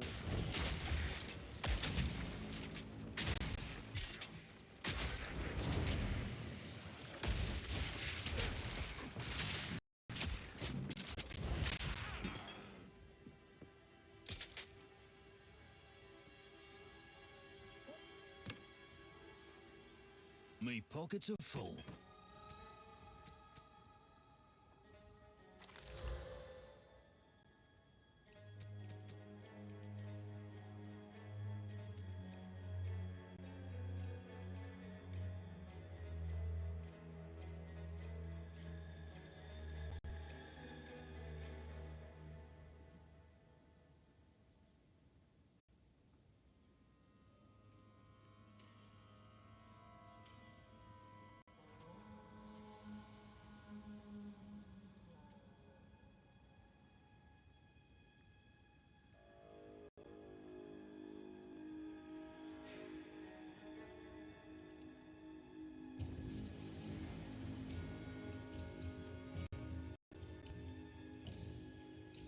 wonder if having the second monitor up is making it.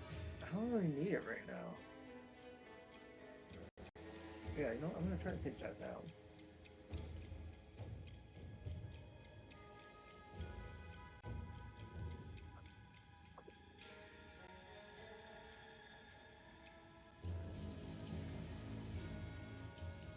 I feel like that's probably shit. What I do?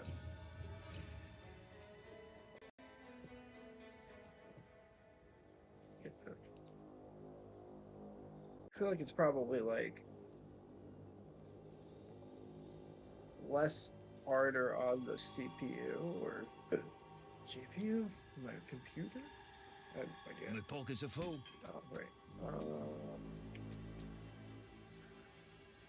I haven't been really using shield at all. This crossbow I don't need. This helm I don't need. This thing is fucking nuts. Oh, great.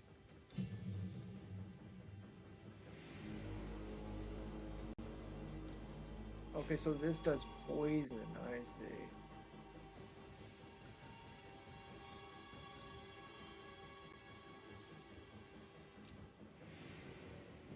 Ooh.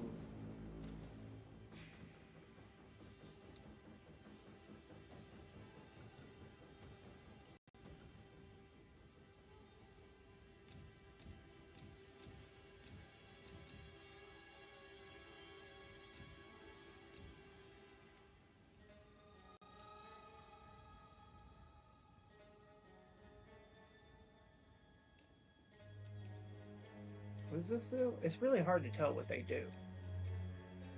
Support skills which hit enemies.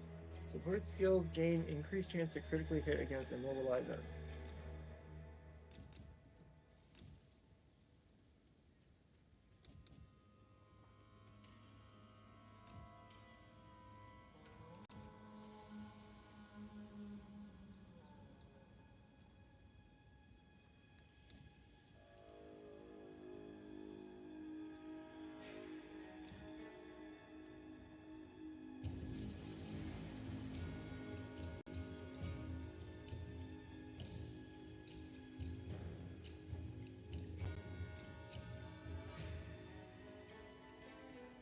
Which one is it? Essence Drain? I think it's Essence Drain.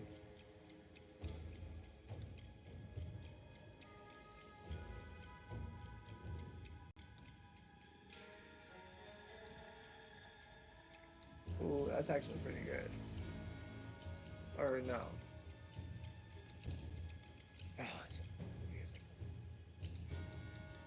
This one.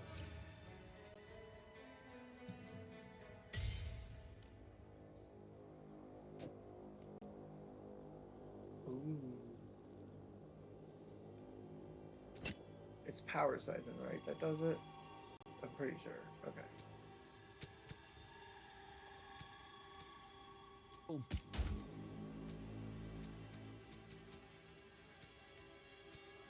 Armor piercing fragmentation round. Armor piercing fragmentation rounds Ooh, that pierce sounds through like enemies. a song. Watch. Armor pierce fragment. Explode. Permafrost. Flash grenades can. All right. Monsters that. Enfeeble is a curse that weakens enemies. Use it on. Use escape. Infernal cry. Armor piercing rounds can break enemy armor. Armor piercing rounds. Armor piercing round. Armor Look piercing out for round. this symbol. Turn my music up. On hit. Turn my music Galvanic. up. Oh. High velocity bolts from incendiary shot. Shatter I on don't impact. use that like ever. Armor piercing rounds can break enemy armor. I do use this sometimes. I need to reassign that though. Forgot. Oh right. I always forget that it has this. Alright.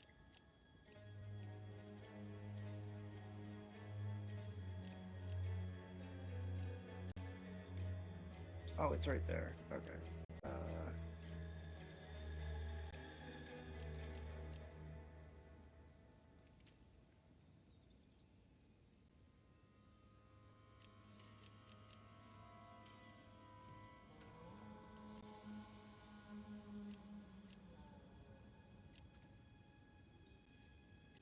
I guess I don't need to do that, right? Alright.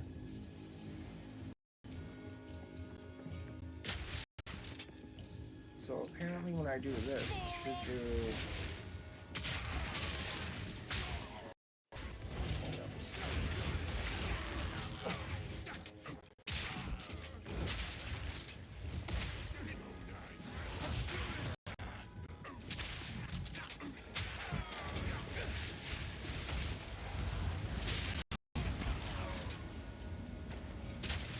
Fuck with me! Okay, finally found the fucking altar.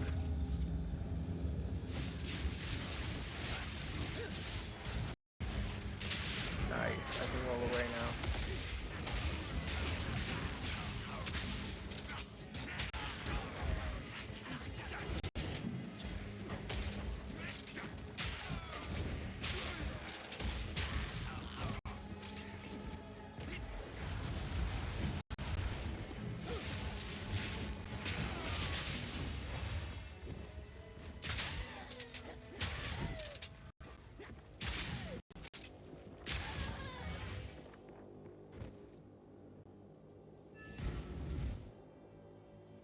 Nothing.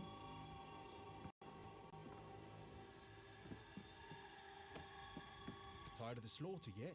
I can't believe. Please.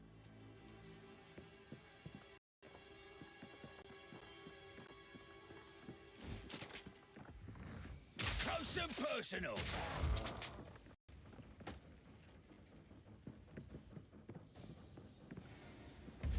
It does feel like it's playing better.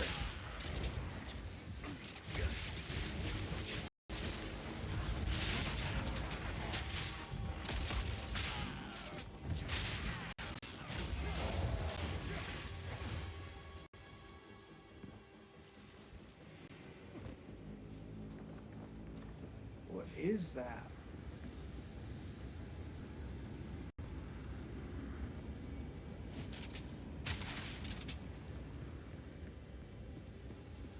Oh, do I need to do... Do I need to find all of them first? Before I can do this one? I think so. That's gotta be what it is. Alright, so that's where the last one is.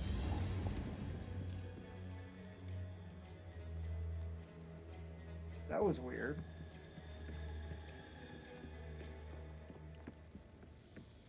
Oh, because I'm going back.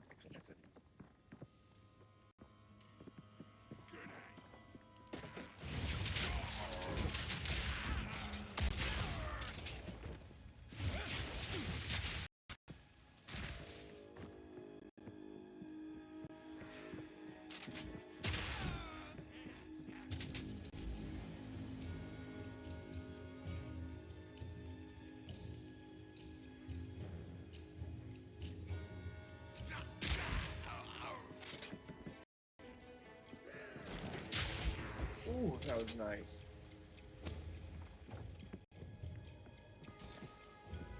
Yes, please.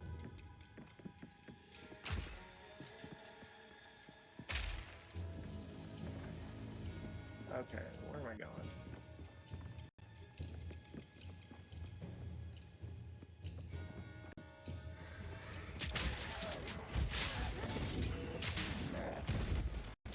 Oh, fuck.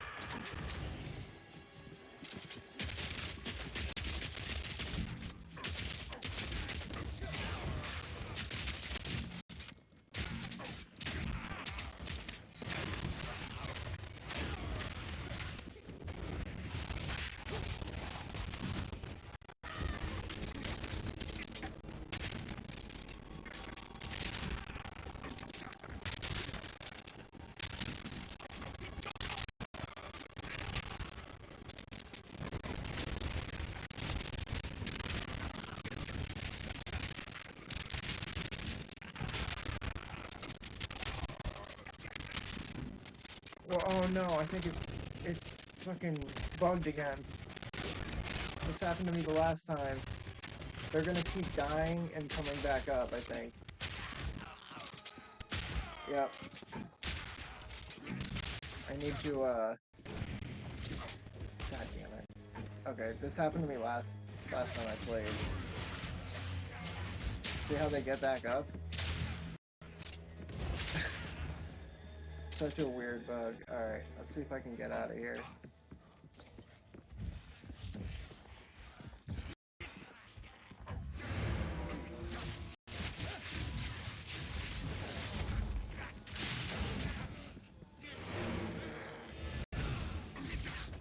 Jesus.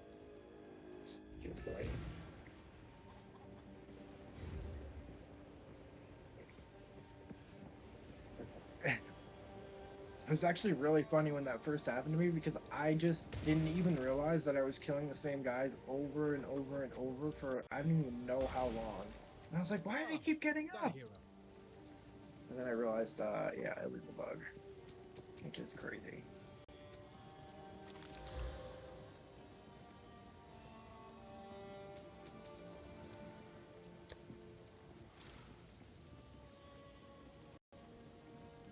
I feel like I gotta use this.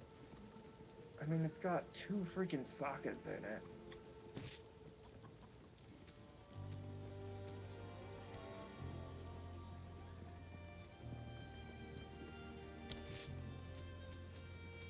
I wish it was like better quality, but I can upgrade the quality, right?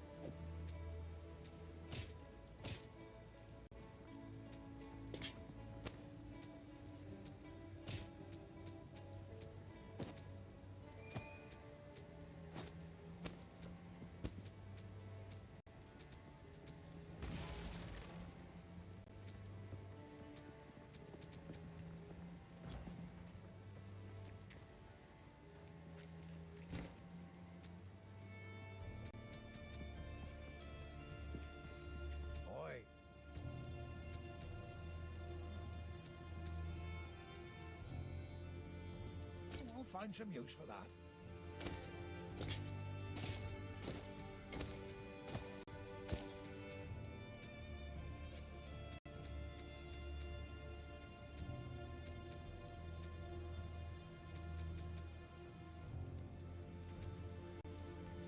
Till next time.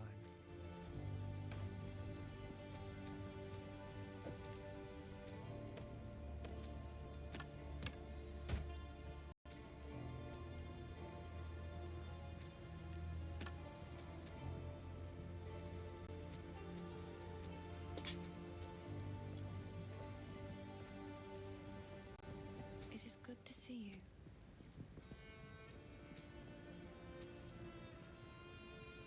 I will treasure it.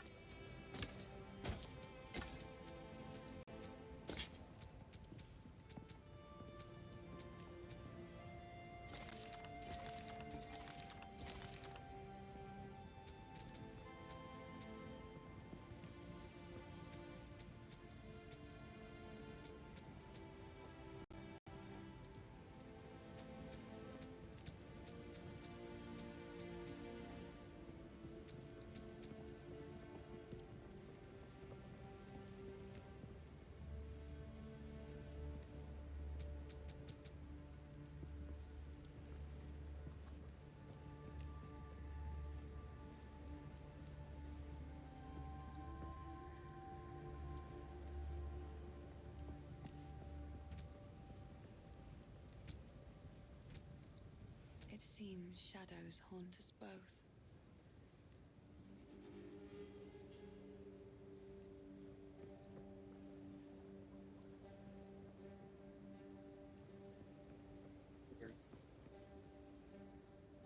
That was weird.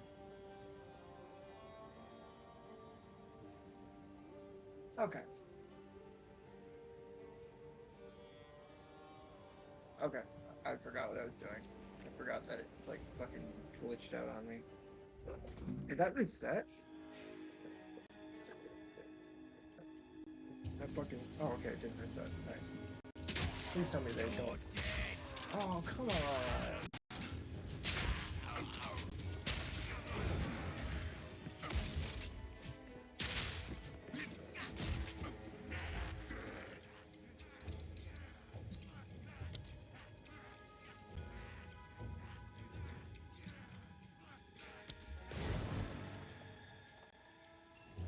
Maybe that'll work.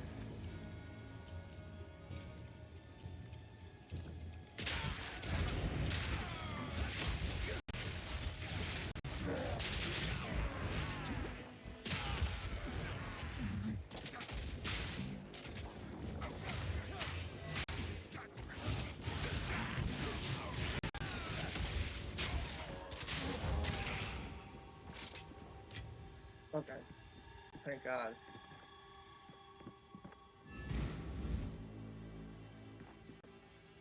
Ah, that... I can't, please.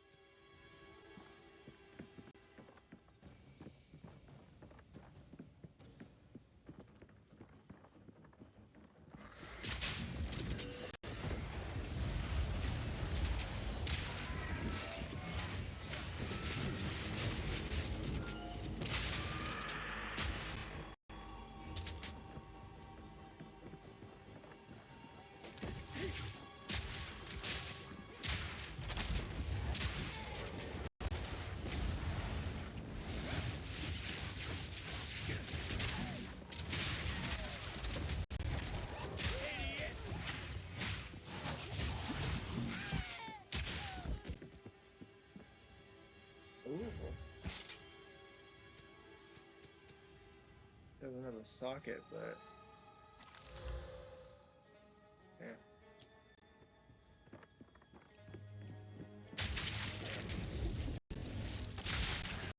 Oh, this guy's strong. Fuck.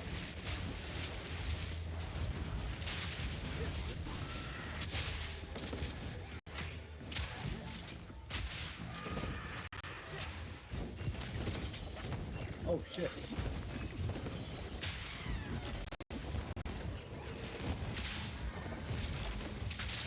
You know what's crazy? Well, whatever that other one has, it keeps me way more alive. Dude, this guy's not dying at all.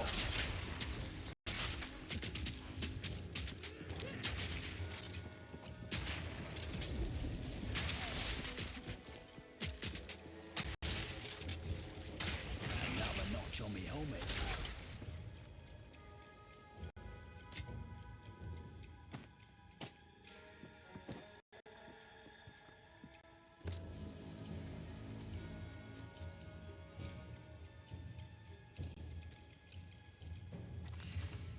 Oh, damn. Yeah, this, I feel like I still have to keep using this, because even with these 2 freaking sockets in it.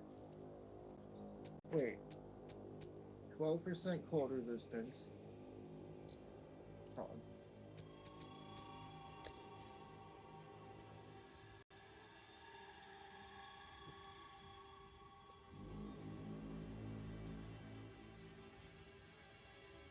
Yeah, it's way better.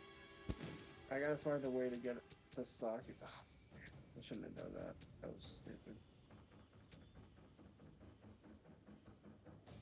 These look pretty cool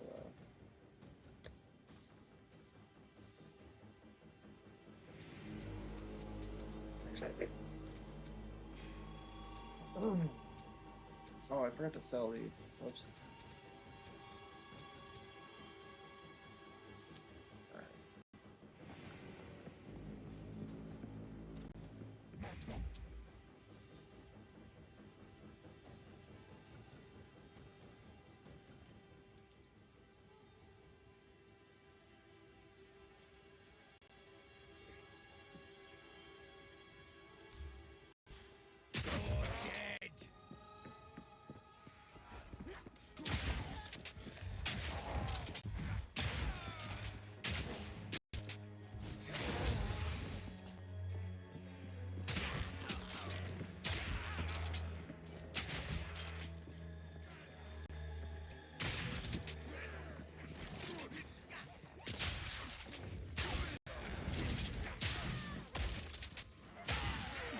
Uh-oh. Oh shit.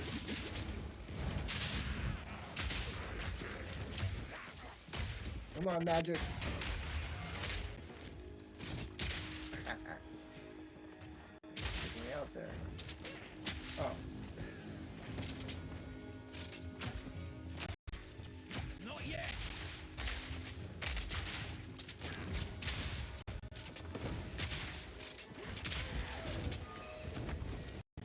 Motherfucker's like, oh shit, I think up here.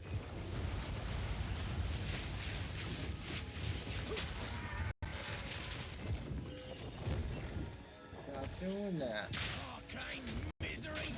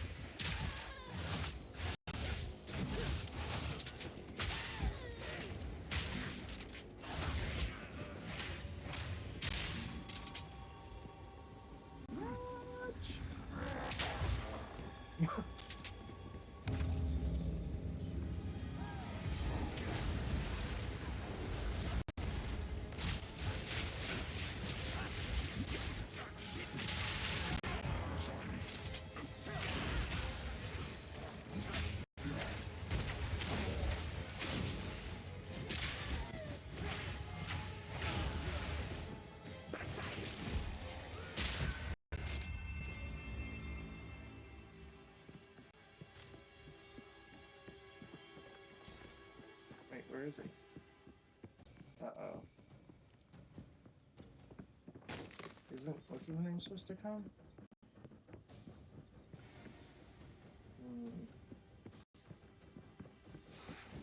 Fire!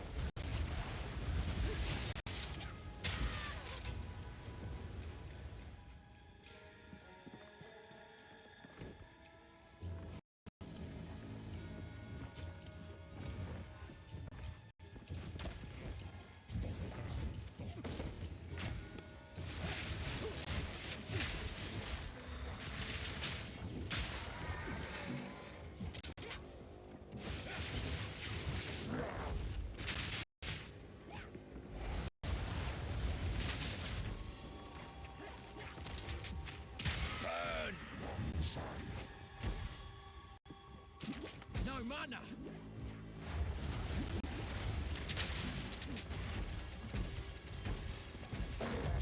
Dude, why am I out of mana?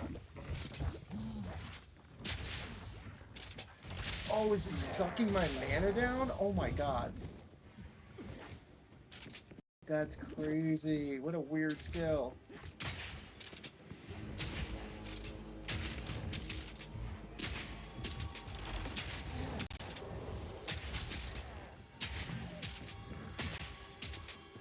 Dude, that's fucking terrifying.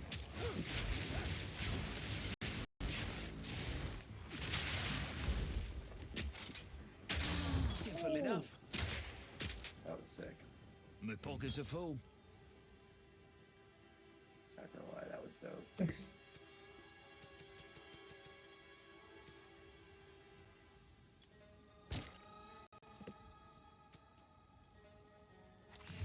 Ooh.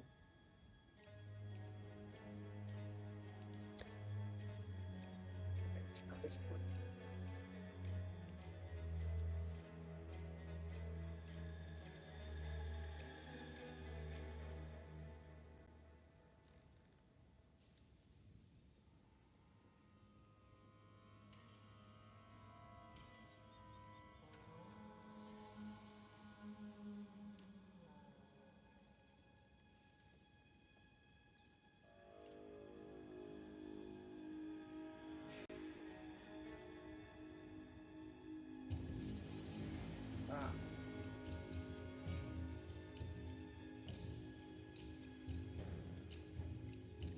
I think I'll keep it in here. Damn, even these seem better.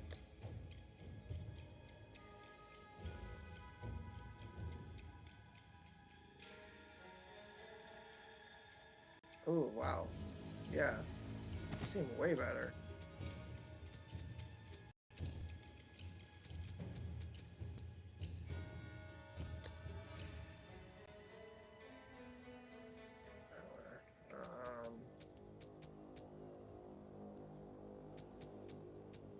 Is that bigger?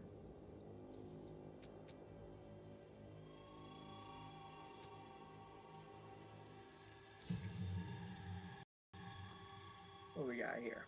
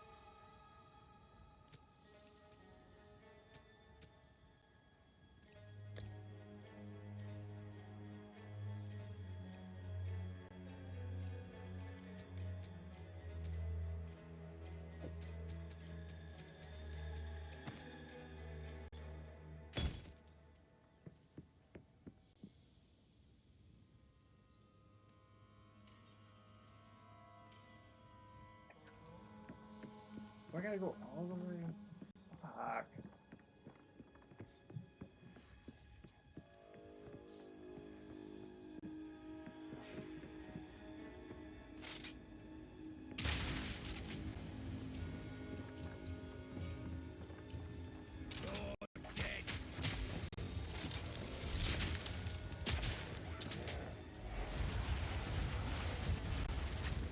Oops, what am I doing? Wow, I just totally forgot how to play for a second.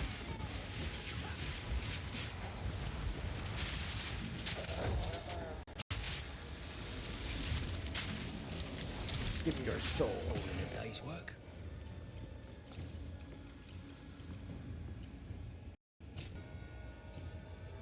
that. I'll take that. I'll take that. I'll take that. Damn.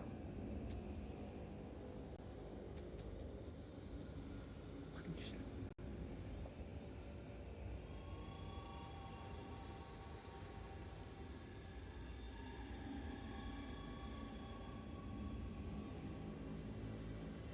Oh.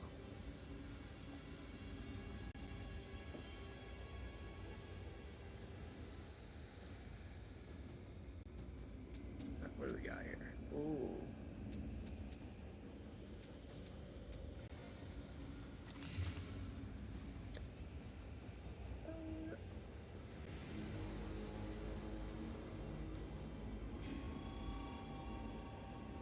That seems way better. Not gonna lie. Going with those. Don't need that. Don't need that either. Definitely need that. Need that. I got a new fucking socket thing, so.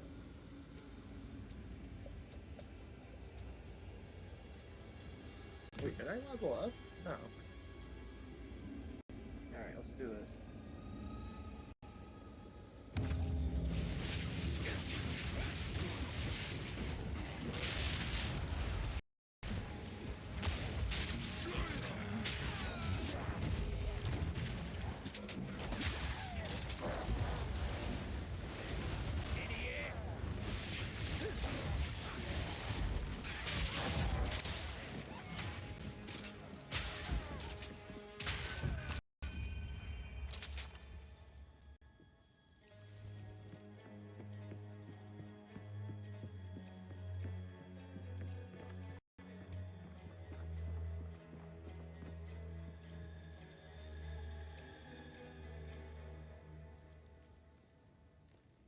I'm guessing the other one's over there?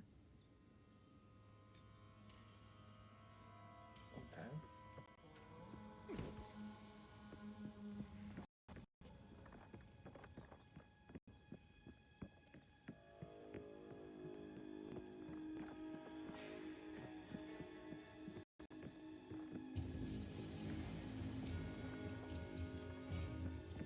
That place is huge. Alright, it's gotta be over here. There we go.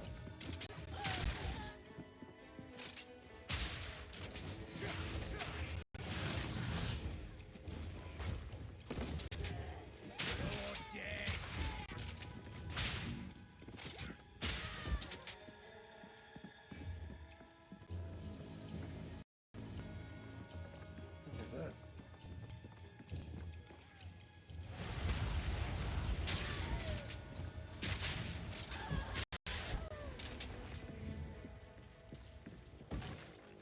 Would you not the fuck with me?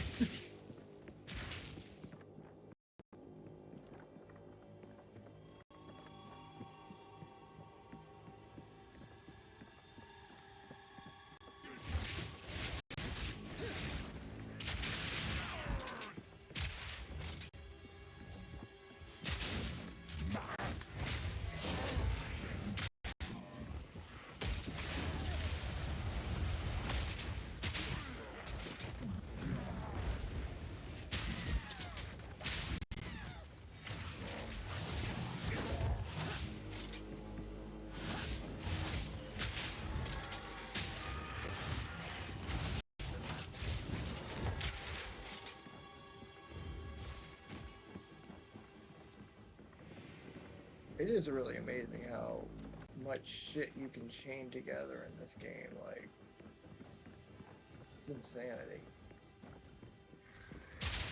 Like, how does the game even work? I don't even understand how that would work. Oh, fuck.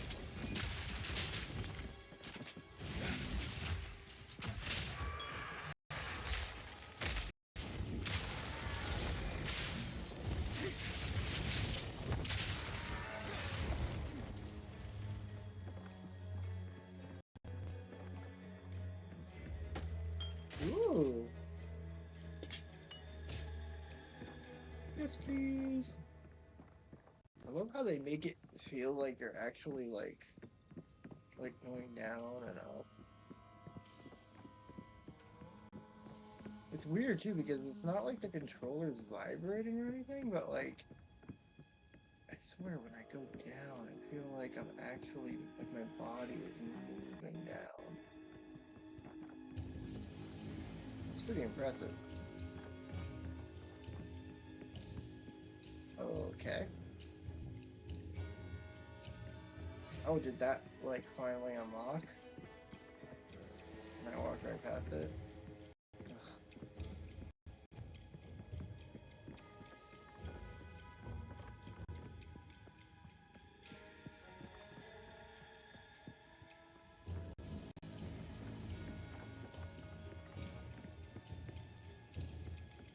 Oh, please. Is it? It's still all smoky. No, it's not. Okay.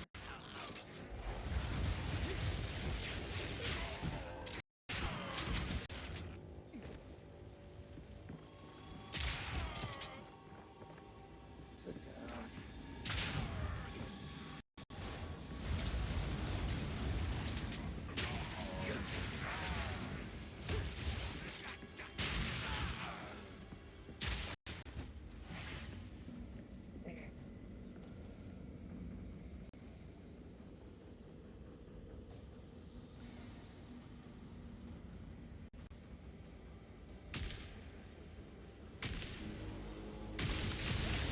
Oh my god! Okay, I didn't know that was gonna happen. His name's Star-Lord? Kinda funny. All in a day's work. Dude, that was sick. Gotta stay quick on my feet. Dude, that was pretty cool. Not gonna lie.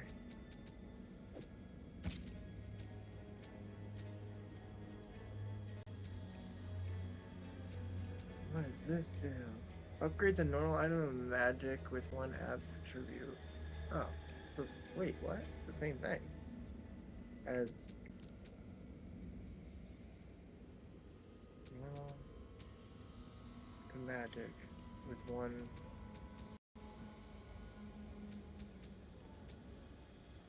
Weird. Wait, what? Yeah, it's the same fucking thing. What? I don't need these. I don't think I need this either. I probably don't need that. But I do want to keep this. Do want to keep those. I want to break down those. Okay. But I do want to grab. I don't need those either. Alright. Let's do this thing.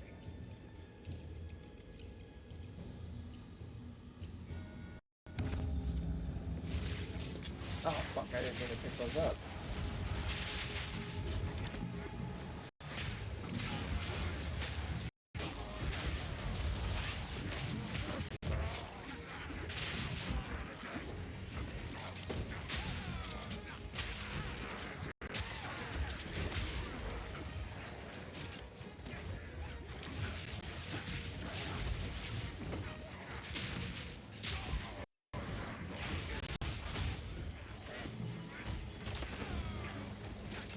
Die.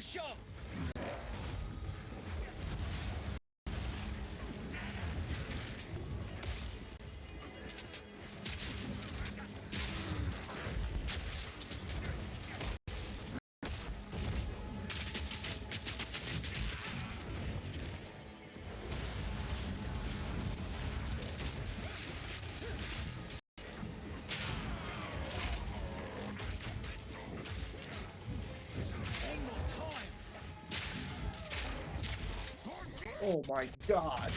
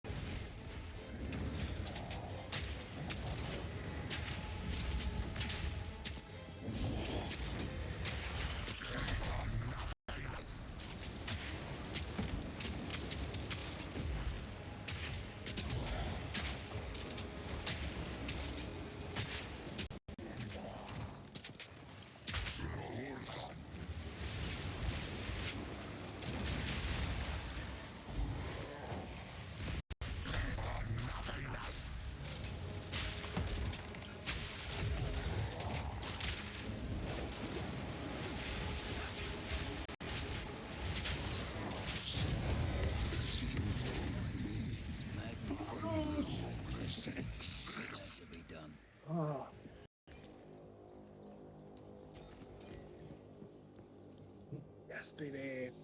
That was fun.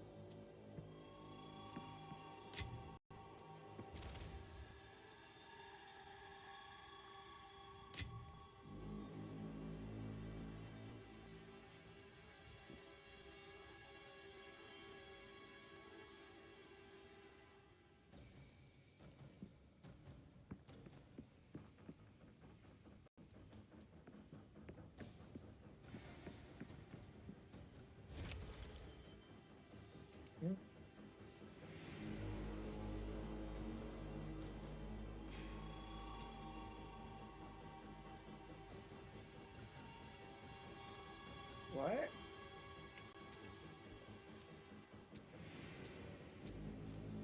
What do these do?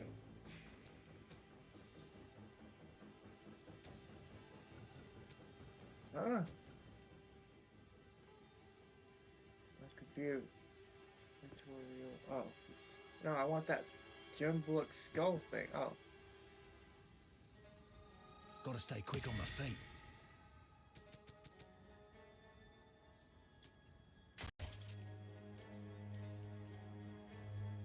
Let me have it. Why did it have to fall right there? Oh my god. There we go. I think one of these. Which one is it? The fucking tattered robe, I think? No, I don't care. Finn. Bro. Oh my god. Can I just...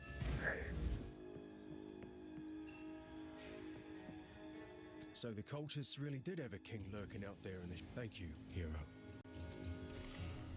You're welcome, buddy. Wait, what is this? Use one reward. Use when you take good.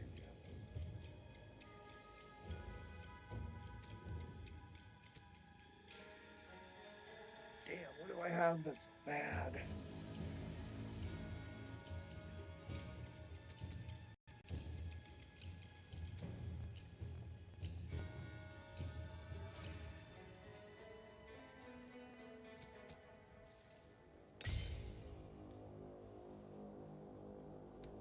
So the cultist. Thank you, hero. See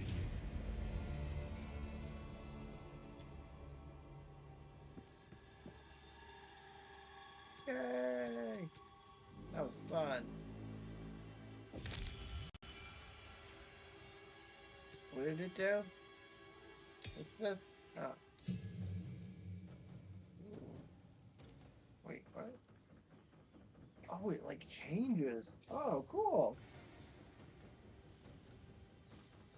When active enemies do something, attack will cause an explosion.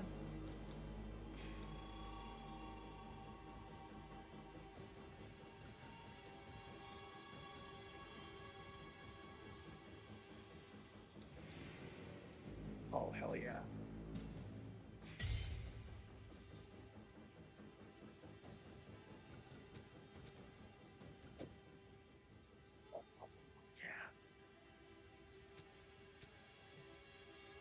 Oh, I gotta change it. Okay.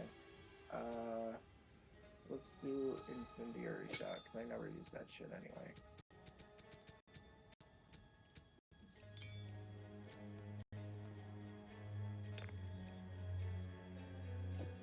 Wait, why can't I do two of them? Oh, that's really lame.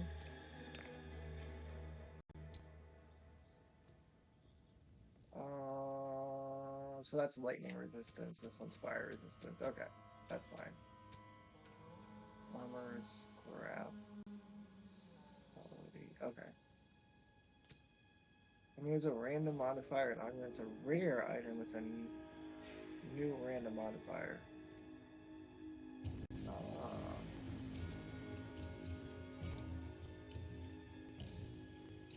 Wait. Oh, it'll only work on armor.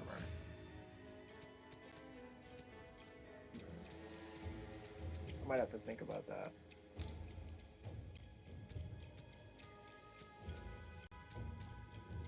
Damn, I got so much shit.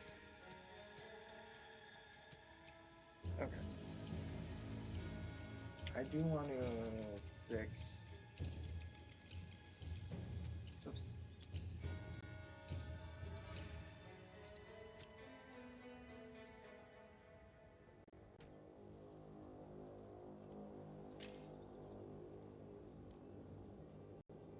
What? Allocate.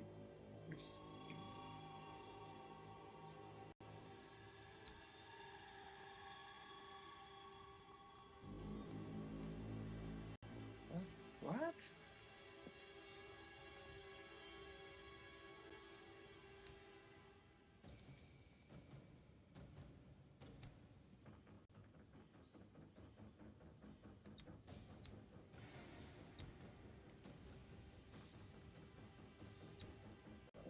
Okay.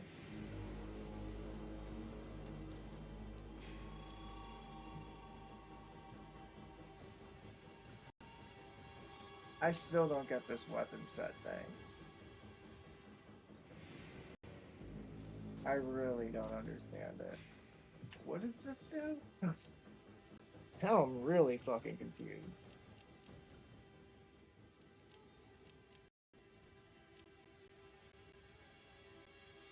What, is it not even a skill?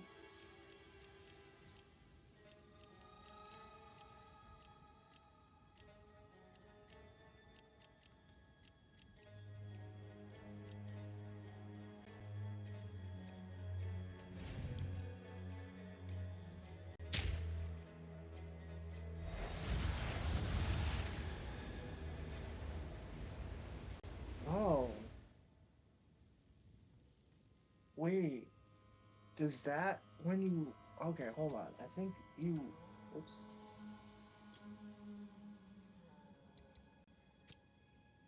I think you have to have that other thing there. This one.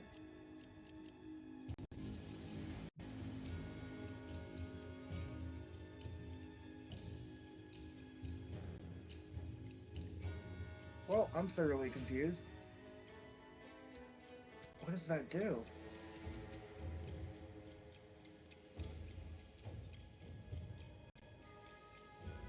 Oh, okay. Oh, I'm such a dumbass. Any martial weapon. Is that a martial weapon? No. Oh, I'm a dumbass. Why did they even do that?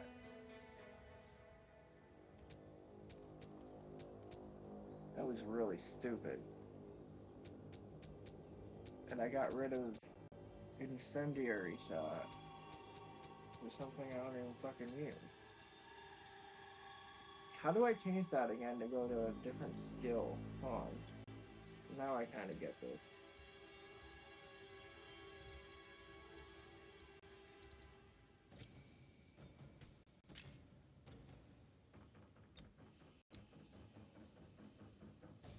It's not valid for this weapon set?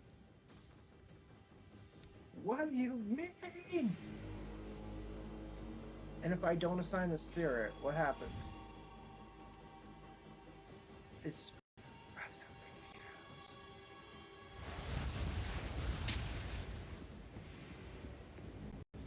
Okay. Oh. Give me 1 second. BRB.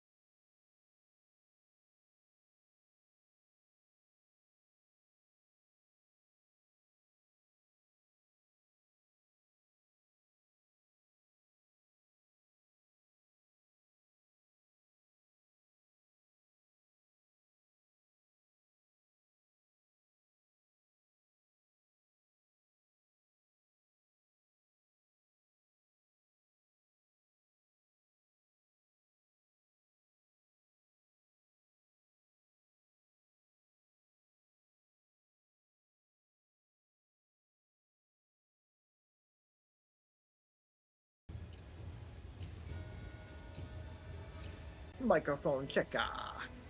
Alright, we're back.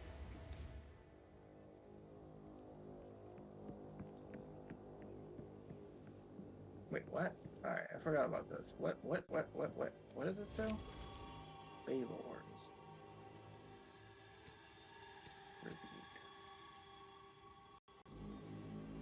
How much tribute do I have? Oh my god, is that one tribute? No. Huh? Oh, 812. Okay, I see it.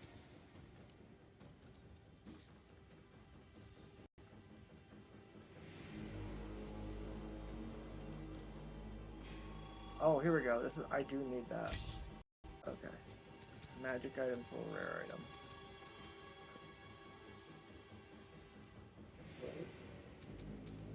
Like, that's kind of what I want to do to this. Right? Or I want to add something to this. Because...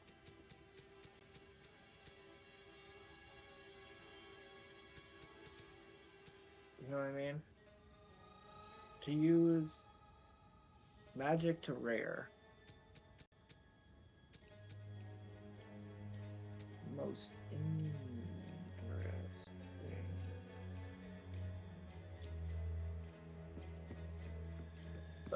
Travel to Oakham Village. Alright, let's get the fuck out of here. Let me in, baby. Man, I haven't been getting anybody like watching at all. Weird. Kind of sad.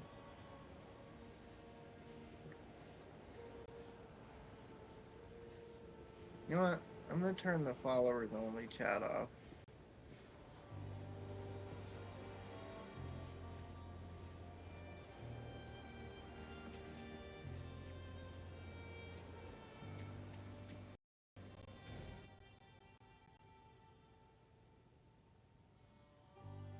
I'm assuming that this is like almost the end of Act 1.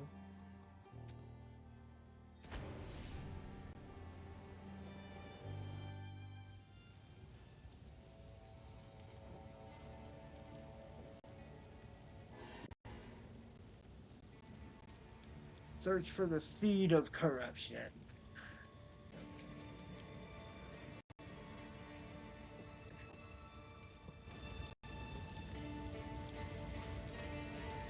Could have stayed dead.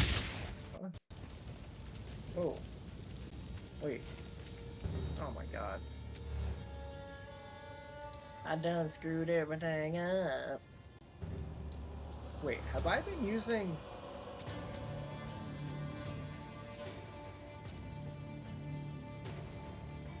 Wait, now I'm really confused.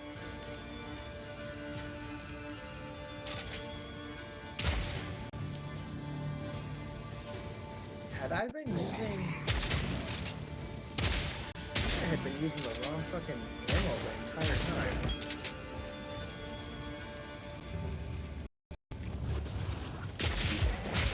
Yeah, see?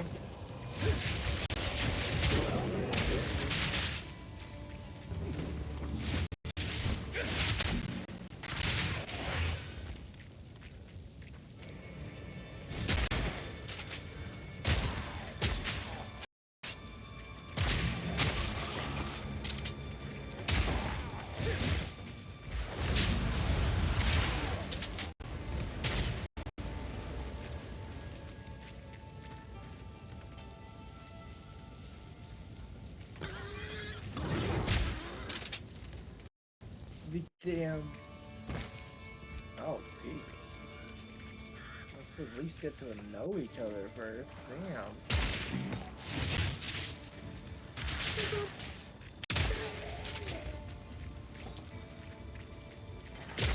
Oh, these little creepy things are weird.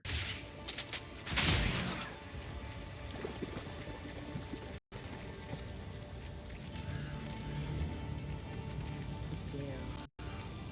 Hello?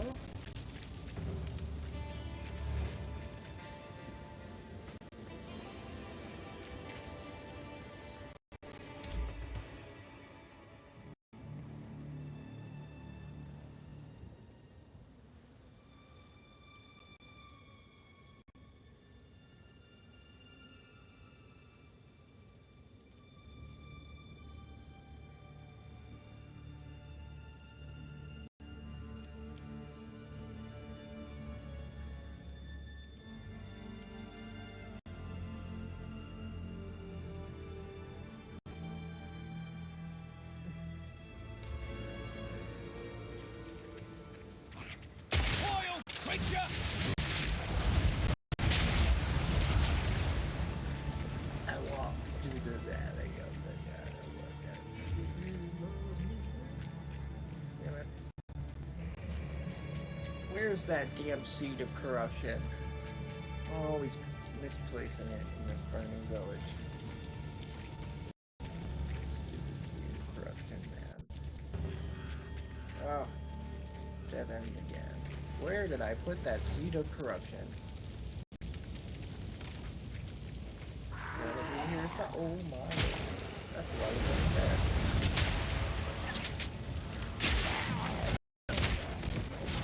Jesus. Hang around.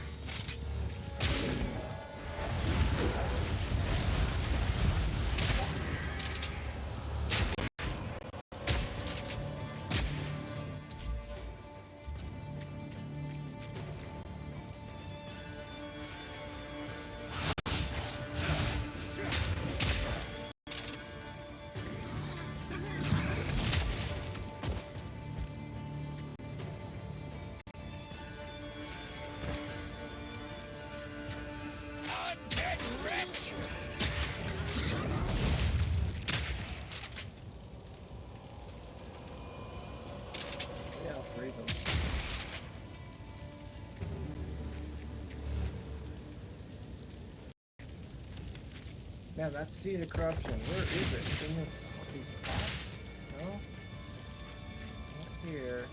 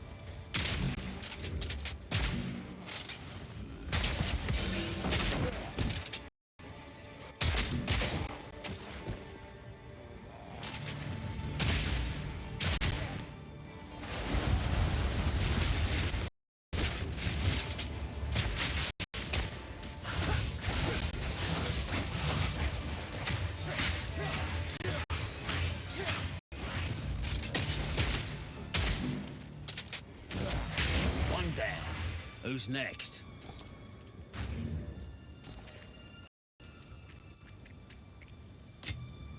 Nice!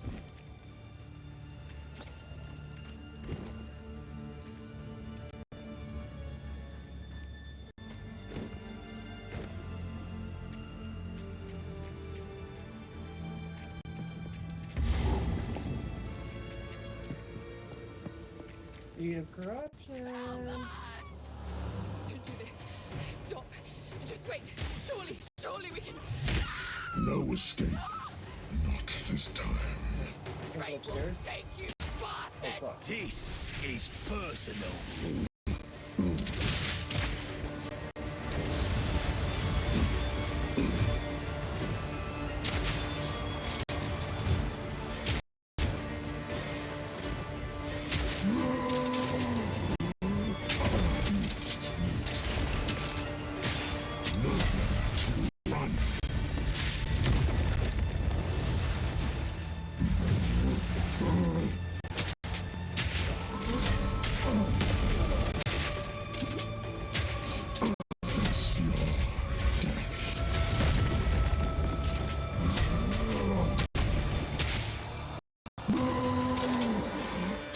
Down here! Not today! Guillotine. Rots. You hungry to lay your death.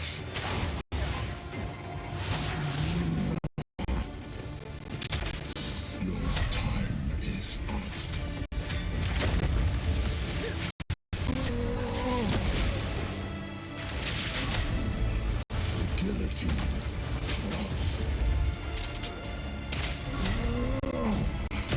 Oh, come on. I was barely in front of him. Get down here. Your time is up.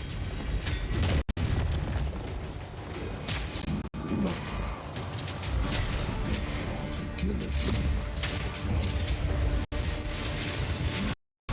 No.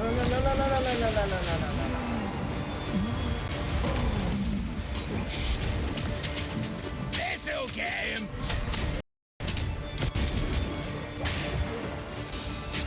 I don't think I'm gonna get him. There's too many of these fucking guys. Guillotine. You cowards, fight or die.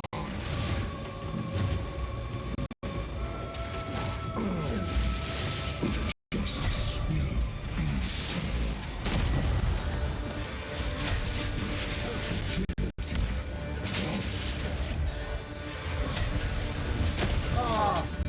Oh, I thought he had me.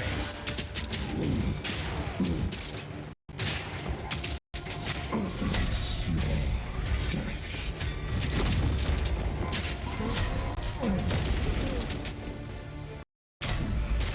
The guillotine. Oh my god. I did it. That one was for me. Yes. Gotta stay quick on my feet.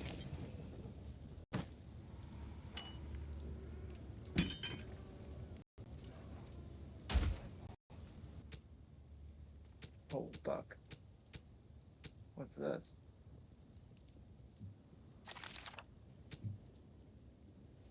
Of course.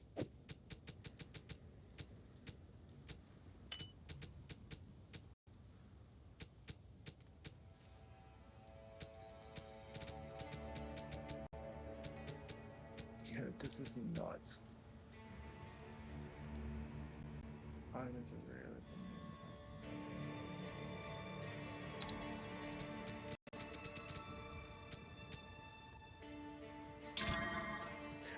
so sick.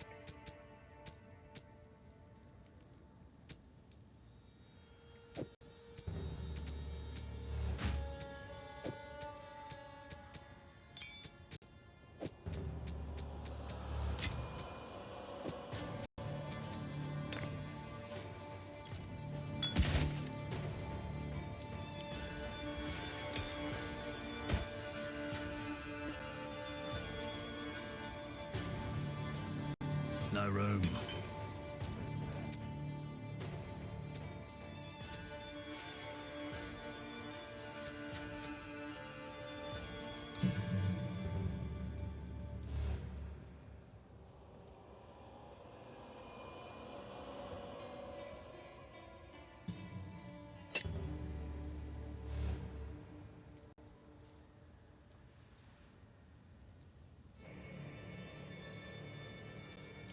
I'm confused. Is crossbow shot? Wait, what?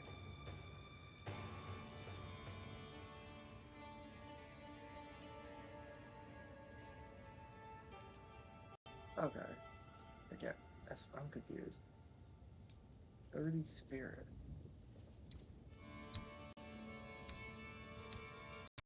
It seemed like it took forever for me to level up on that one. Hold on. Okay, so it still doesn't say the right thing there, but I don't know. I still don't understand why it says weapon set 4.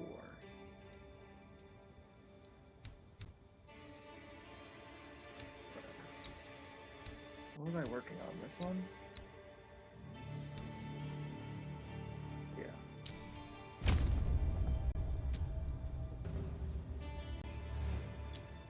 Wait, so...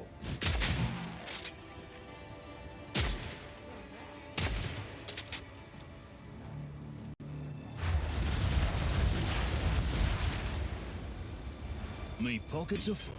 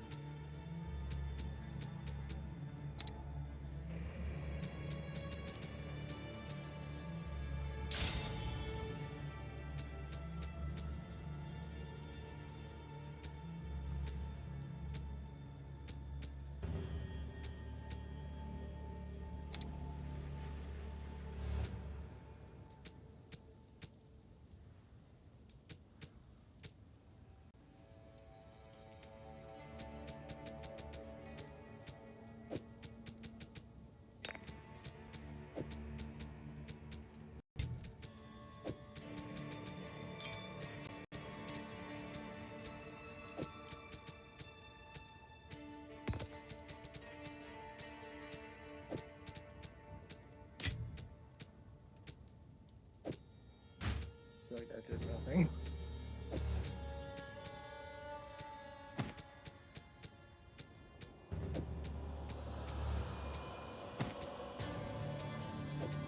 What am I doing? Okay. Put this down. Put this over. This over here. And we're still in the same position here. Alright, wow, that's fun.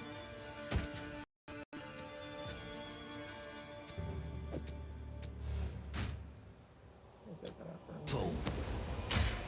Oops. Gotta stay quick on my feet. Oh, for fuck's sake. Whatever. Now I'm gonna use that fucking thing anyway. Alright. You want something? You want some of this? You want some of this too? Piece of shit. What are you doing?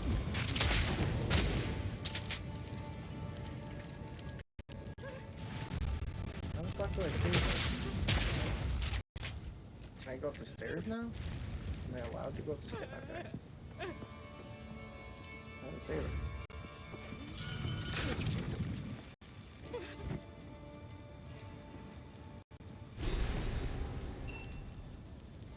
Oh man.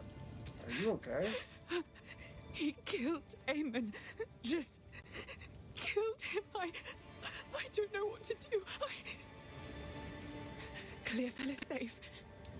We have to get out of here. We can talk there.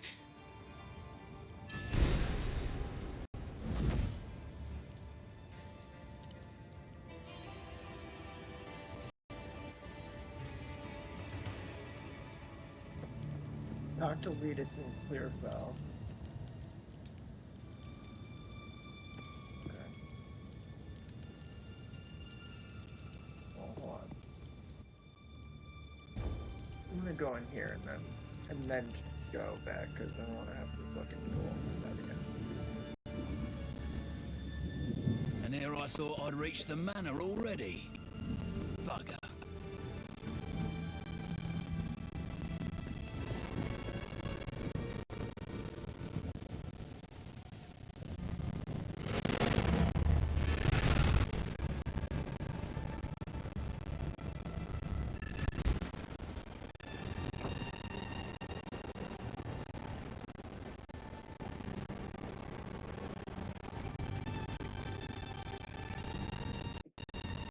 For what it's worth, it isn't worth much.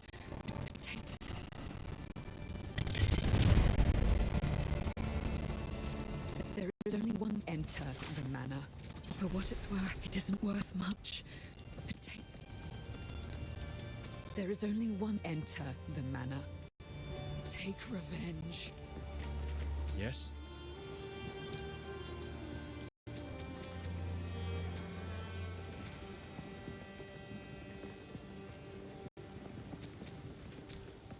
Bye then. Sorry, I was just...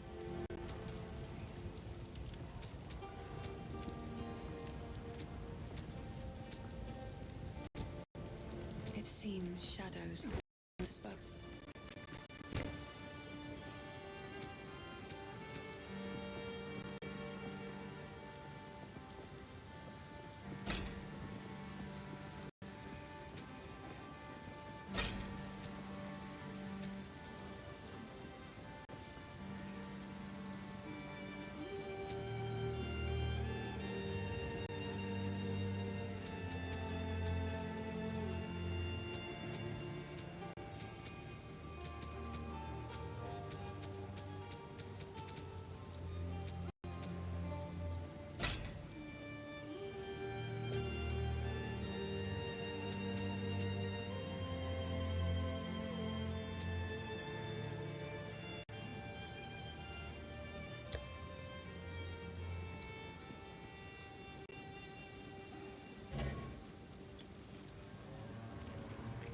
How is that clearing?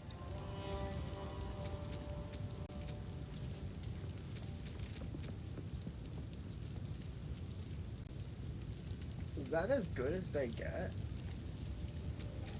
Like, is that as good as these things get? Or assuming you have multiple sockets on them, right?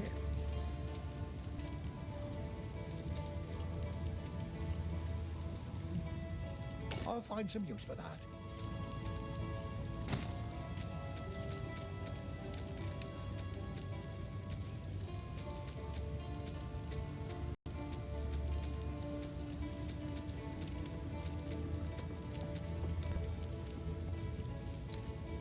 Wait. What?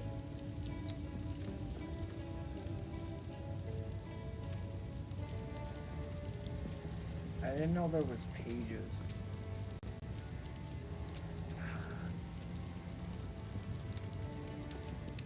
Bro, are you fucking kidding me? I did not know that.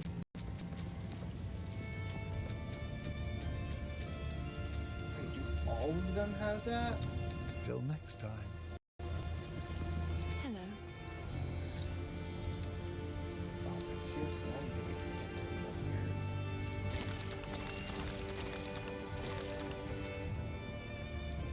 It seems shadows haunt us both. Hello. Dude. Why wouldn't it tell you that?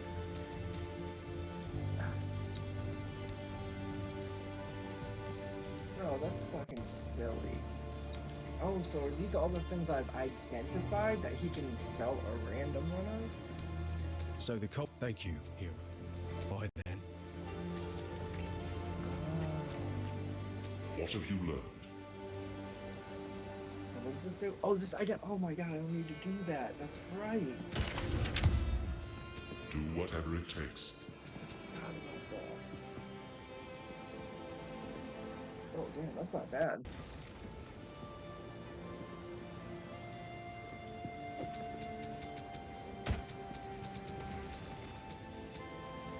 Armor-piercing rounds can break. Hive ice shards targets the rapid shot heats up your crossbow as you continue to shoot, dealing more damage the hotter it gets. Grenades also gain extra damage from heat. Ice shards, on hit, galvanic shards create arcs of lightning which are effective at shocking enemies. Shocked enemies take more damage. Rapid shot heats up your crossbow as you continue to shoot, dealing more damage the hotter it gets. Bolts from incendiary shot. Fragmentation rounds pierce through enemies. Frozen enemies will shatter. Bolts from incendiary shot shatter on impact. Fragmentation rounds pierce through enemies. Frozen enemies will shatter in an icy explosion. This is an ammo skill. Use it to charge your bolts, then use basic attack to fire. Fragmentation rounds pierce through enemies. Rapid shot heats up your crossbow as you continue to shoot, dealing more damage the hotter it gets. Grenades also gain extra damage from heat. The hotter it gets. You can reload manually by using this skill again.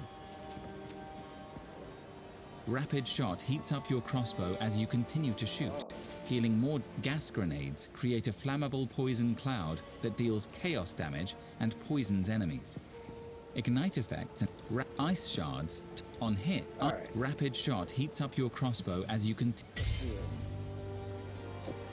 We'll get rid of. We're gonna get rid of this. There's no point in having that, but I don't know why I did that. So fucking weird.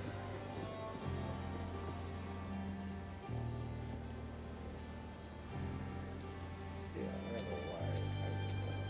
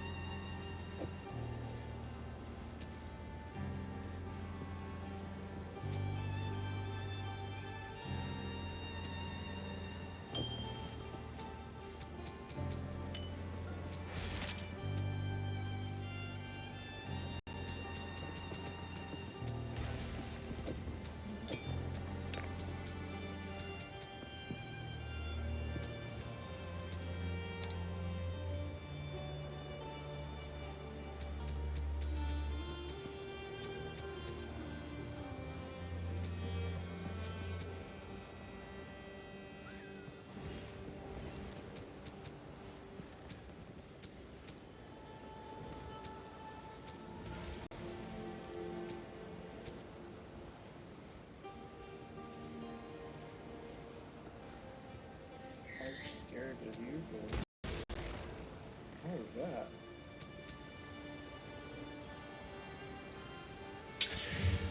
I don't know what it did.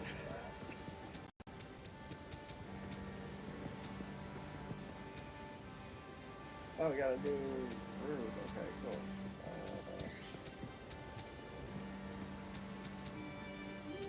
Alright,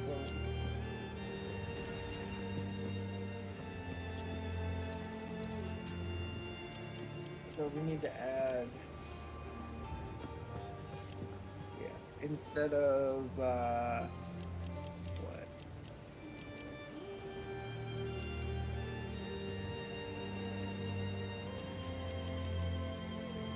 Alright, fuck, I'll put it down here this time.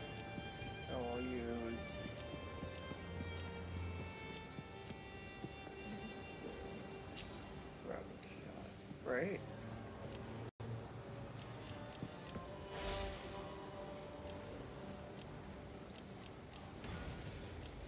Yeah. Yep. Okay, so the one I'm missing is, no, it's right there. Okay.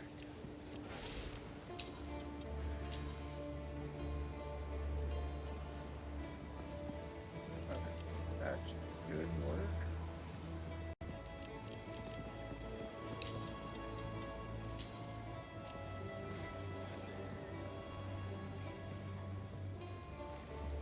Okay.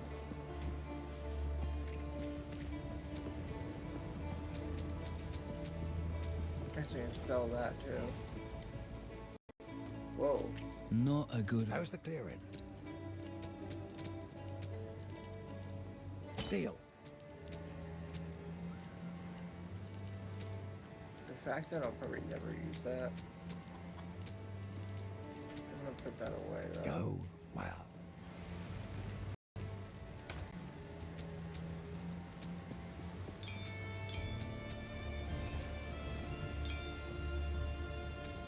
I see why you need a spell one. I get it now.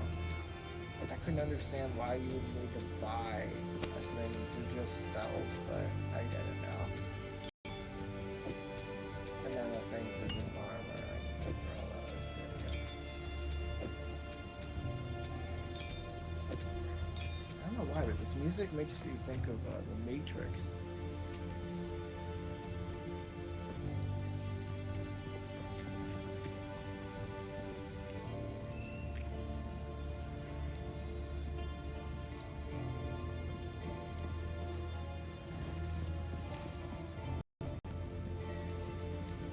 Yes.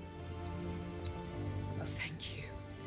Infiltrate the manor beyond the village, find kind of pain or... Don't think that'll go down well here. I'm gonna do a couple more things and then I'm gonna be done today. I gotta go do some stuff. I can't believe I'm still only in Act 1.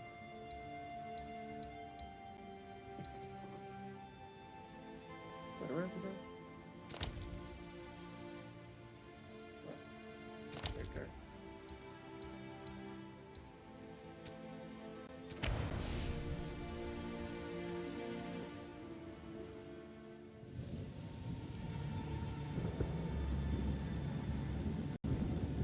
Thank you to everybody who stops by and watches.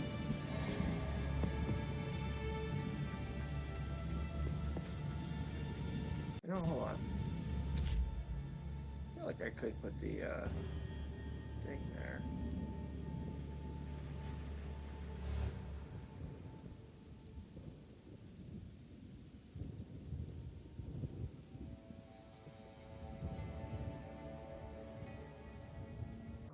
Oh wait.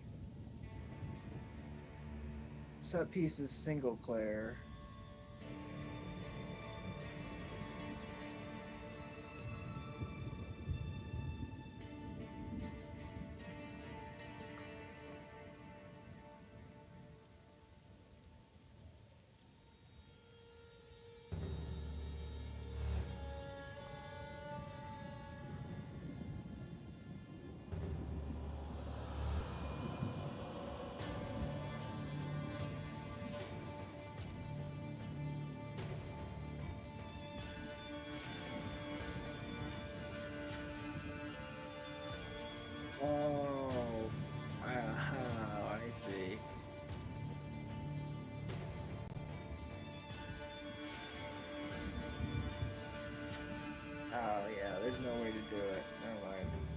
the way I have it set up. Never mind. Not like anybody. Anyway. God, this game looks so good.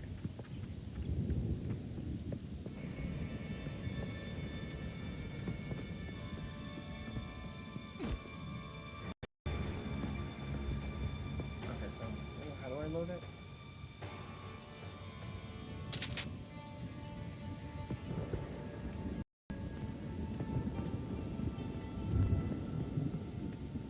By decree of the Count of Ogum. What's down there?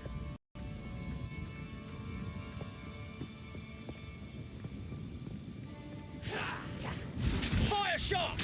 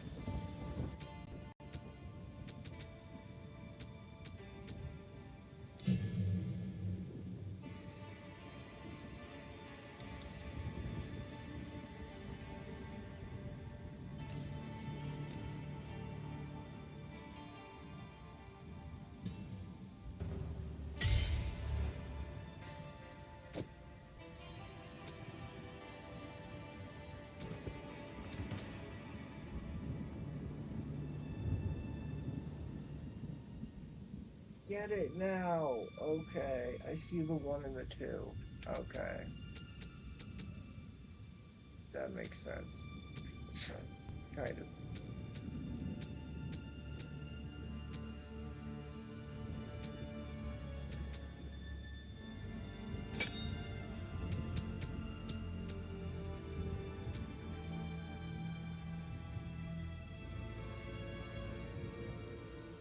Yeah, but what does this do?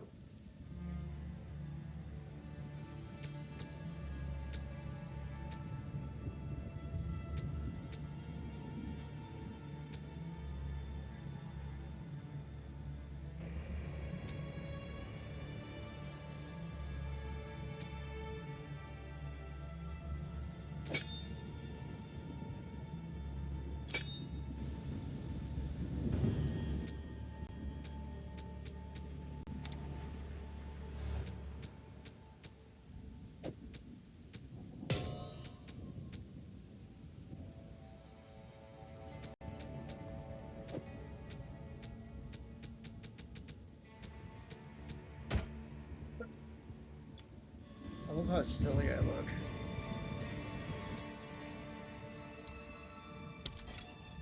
Did they change any of this?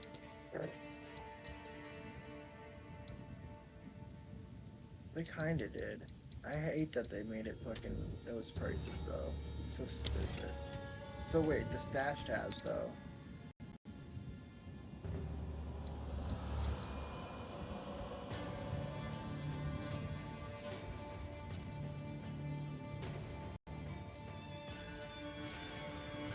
$500.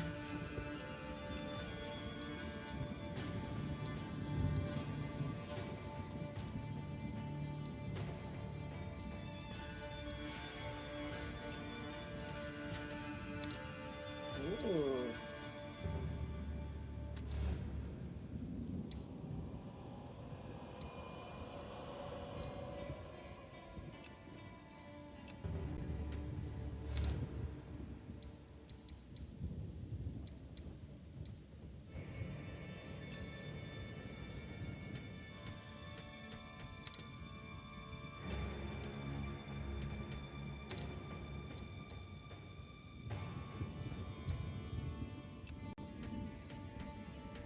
That's pretty cool. I need like a fucking. I need a better armor though. Like this shit looks so stupid. There's no armor though that you can get that's 300. I don't think. Yeah, they're all like 430, so that I can make you buy some. Because you'd have to buy.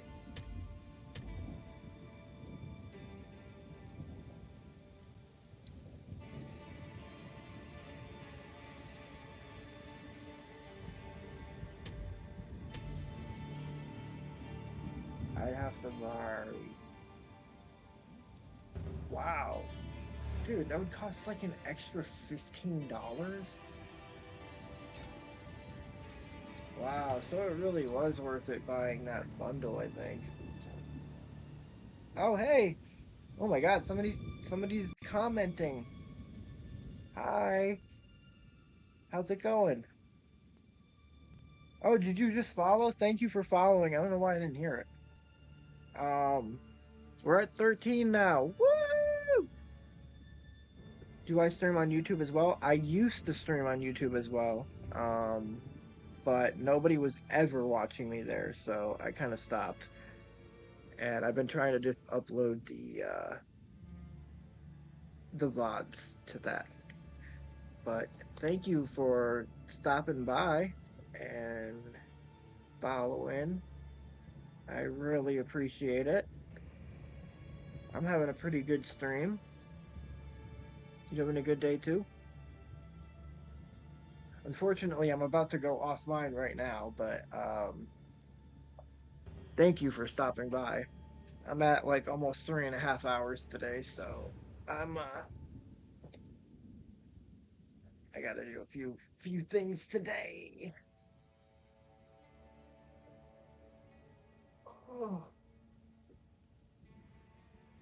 oh, I can't believe I'm still on Act 1. It's ridiculous. Okay. Probably because I keep messing with everything for so long. Alright,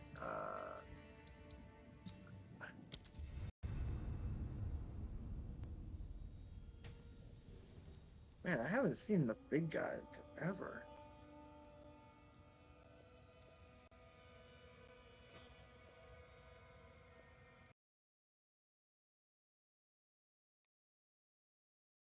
Okay.